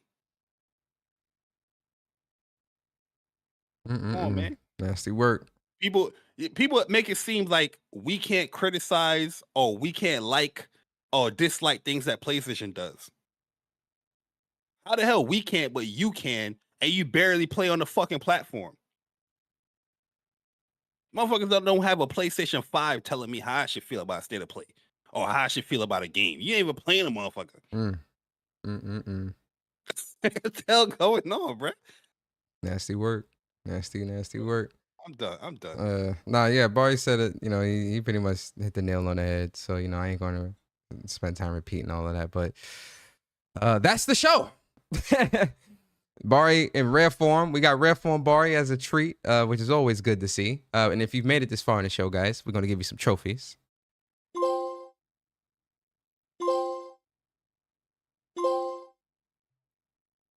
And then, of course, that lovely, lovely platinum. Steaks on Sundays. Steaks on Sundays. Hey, yo, listen, yo, we appreciate the WUPS community so much for always rocking out with us every Saturday here on What's Up PlayStation Podcast. Bari, get a peep of your outro, man. You dropped a new video. You dropped a few new videos, but I got to watch the Tides of Annihilation reaction. But I know you just recently dropped that, but I know you got some content. You know, if you got some other content or whatnot coming to your channel, man, let the people know. Oh, yeah. I recently released my Tides of Annihilation gameplay reaction. They uploaded the gameplay like early this morning. I was like, let me do this on my lunch break. But I didn't upload it until like late last night or something like that when I got back home. So it's up there if you want to check it out. Broke down some of the gameplay, some of the boss fight stuff, mechanics, and the knights, you know, making my, you know, proper comparisons with other action games. You know, so hopefully I enjoy that. And I did drop my state of play review and why I gave it such a high score, and, you know, talked about some of the comments that people was having. Yeah. Pure craziness, man. You know what I'm saying? Like, who can talk about PlayStation, bro? Is it the people that don't primarily play on PlayStation shouldn't be talking about PlayStation or criticize PlayStation or praise PlayStation or dislike PlayStation? What they doing? No. It seems like the people that primarily play on the platform, we should be shutting the fuck up, and everybody else that don't even play on that motherfucker should be talking about what PlayStation should be doing or dictating what PlayStation should be doing. Which is That's crazy. what it seems like. I feel like a lot of people want to happen. Mm-hmm. Which is You crazy. know what I mean? Fuck that you put a lot of time. You can post your PlayStation wrap up in such detail. You know what I mean? Fuck all that. We don't care about your experience. You know what I mean? We don't care you've been playing PlayStation since 95, 96. You know what I mean? You don't care about none of that. The motherfucker that just came into the platform, we determine what should be happening. We don't want no roadmaps. We don't care about no roadmaps. We don't want map quests. We don't want Google Maps. Get your ass up. Yeah. The best list for YouTube. Yo, facts. Yo, listen. But nah, man. Good show, Persona. Fun Yes, show. And we appreciate everyone coming through and checking out episode 185. If you did enjoy, hit the like button. If you really enjoyed, subscribe. If you're new here, hopefully you enjoy your stay. Make sure you watch the older content because we do have the timestamps. So shout out to my man Viper Reap Corner for doing the timestamps. So you can check it out. Check out whatever, you know, segment or show you want. Also, Plus Unblocked podcast every Sunday, 11:30 a.m. Eastern time. Fighting game podcast, really, really cool people. My bro Upchuck Gaming and Dreology 619. You know, those are the bros right there, and we love for you all to support them and watch their podcast as well, as they talk about something a little different. They talk about gaming, but a certain genre of gaming, and giving their perspective on it. You know what I mean? Imagine us telling Chuck and Dre, hey man, you can't talk about Street Fighter. Exactly. What I feel like they should do with Street Fighter is this. You know what I mean? Crazy. These dudes got hundreds of hours in the game. Imagine us telling them you can't do Crazy. that. Crazy. Pure And crazy. people do that shit too. That's the crazy thing. It's Yeah, like, that's nah, the thing, man. You're not, no. Pure crazy. Yes, sir. But yo, definitely check out Bari, man. Follow him on Twitter at @jbari_ and whatnot, man. And support Bari on his YouTube channel, @jbari_. And yeah, man. Great content. For me, guys, your boy Persona, Gaming with Persona. I was your host this week on episode 185 of What's Up PlayStation Podcast. I do hope you all did enjoy the show. If you did, definitely hit the like button, share the stream out, comment, all that good stuff. We appreciate the WUPS Nation members, the WUPS subscribers, people finding our channel for the first time. And if you did find our channel for the first time, hopefully we've earned your like and subscribe. Definitely follow @WUPS Podcast on Twitter. Subscribe to this channel, What's Up PlayStation. Definitely appreciate that. You can follow me on Twitter @Persona Speaks, or you can subscribe to my YouTube channel, Game with Persona. Content wise, listen, guys, this weekend is really busy. I'll try to do something next week though, but this weekend's gonna be really, really busy for me, so I can't. I'm sorry, but we do appreciate y'all so much coming through. And yeah, man, that's really it, man. Enjoy the weekend. Be safe. Enjoy it with your friends, family, whatever it is you're going to do. If you have an extended Valentine's Day weekend, right, make sure you guys have fun with that, Wrap it up. If you don't want no, if you ain't trying to have them babies, make sure you wrap it up. Use them lifestyles. I don't know, like, Hey, yo, new episode So Loving is out. It's going to be a good one. It might break the internet. Just let you know. I know what's going to happen already. And it's going to be a cool character reveal in there. So make sure you check it out. And yeah, man, that's it, man. That's the show, guys. We appreciate y'all, man. And like I said, shout out to the WUPS community, WUPS Nation members. And we'll see you guys next Saturday, episode 186, What's Up PlayStation Podcast. Same time, same place, same crew, the WUPS crew. You guys have a great weekend. Be safe. We out. Peace.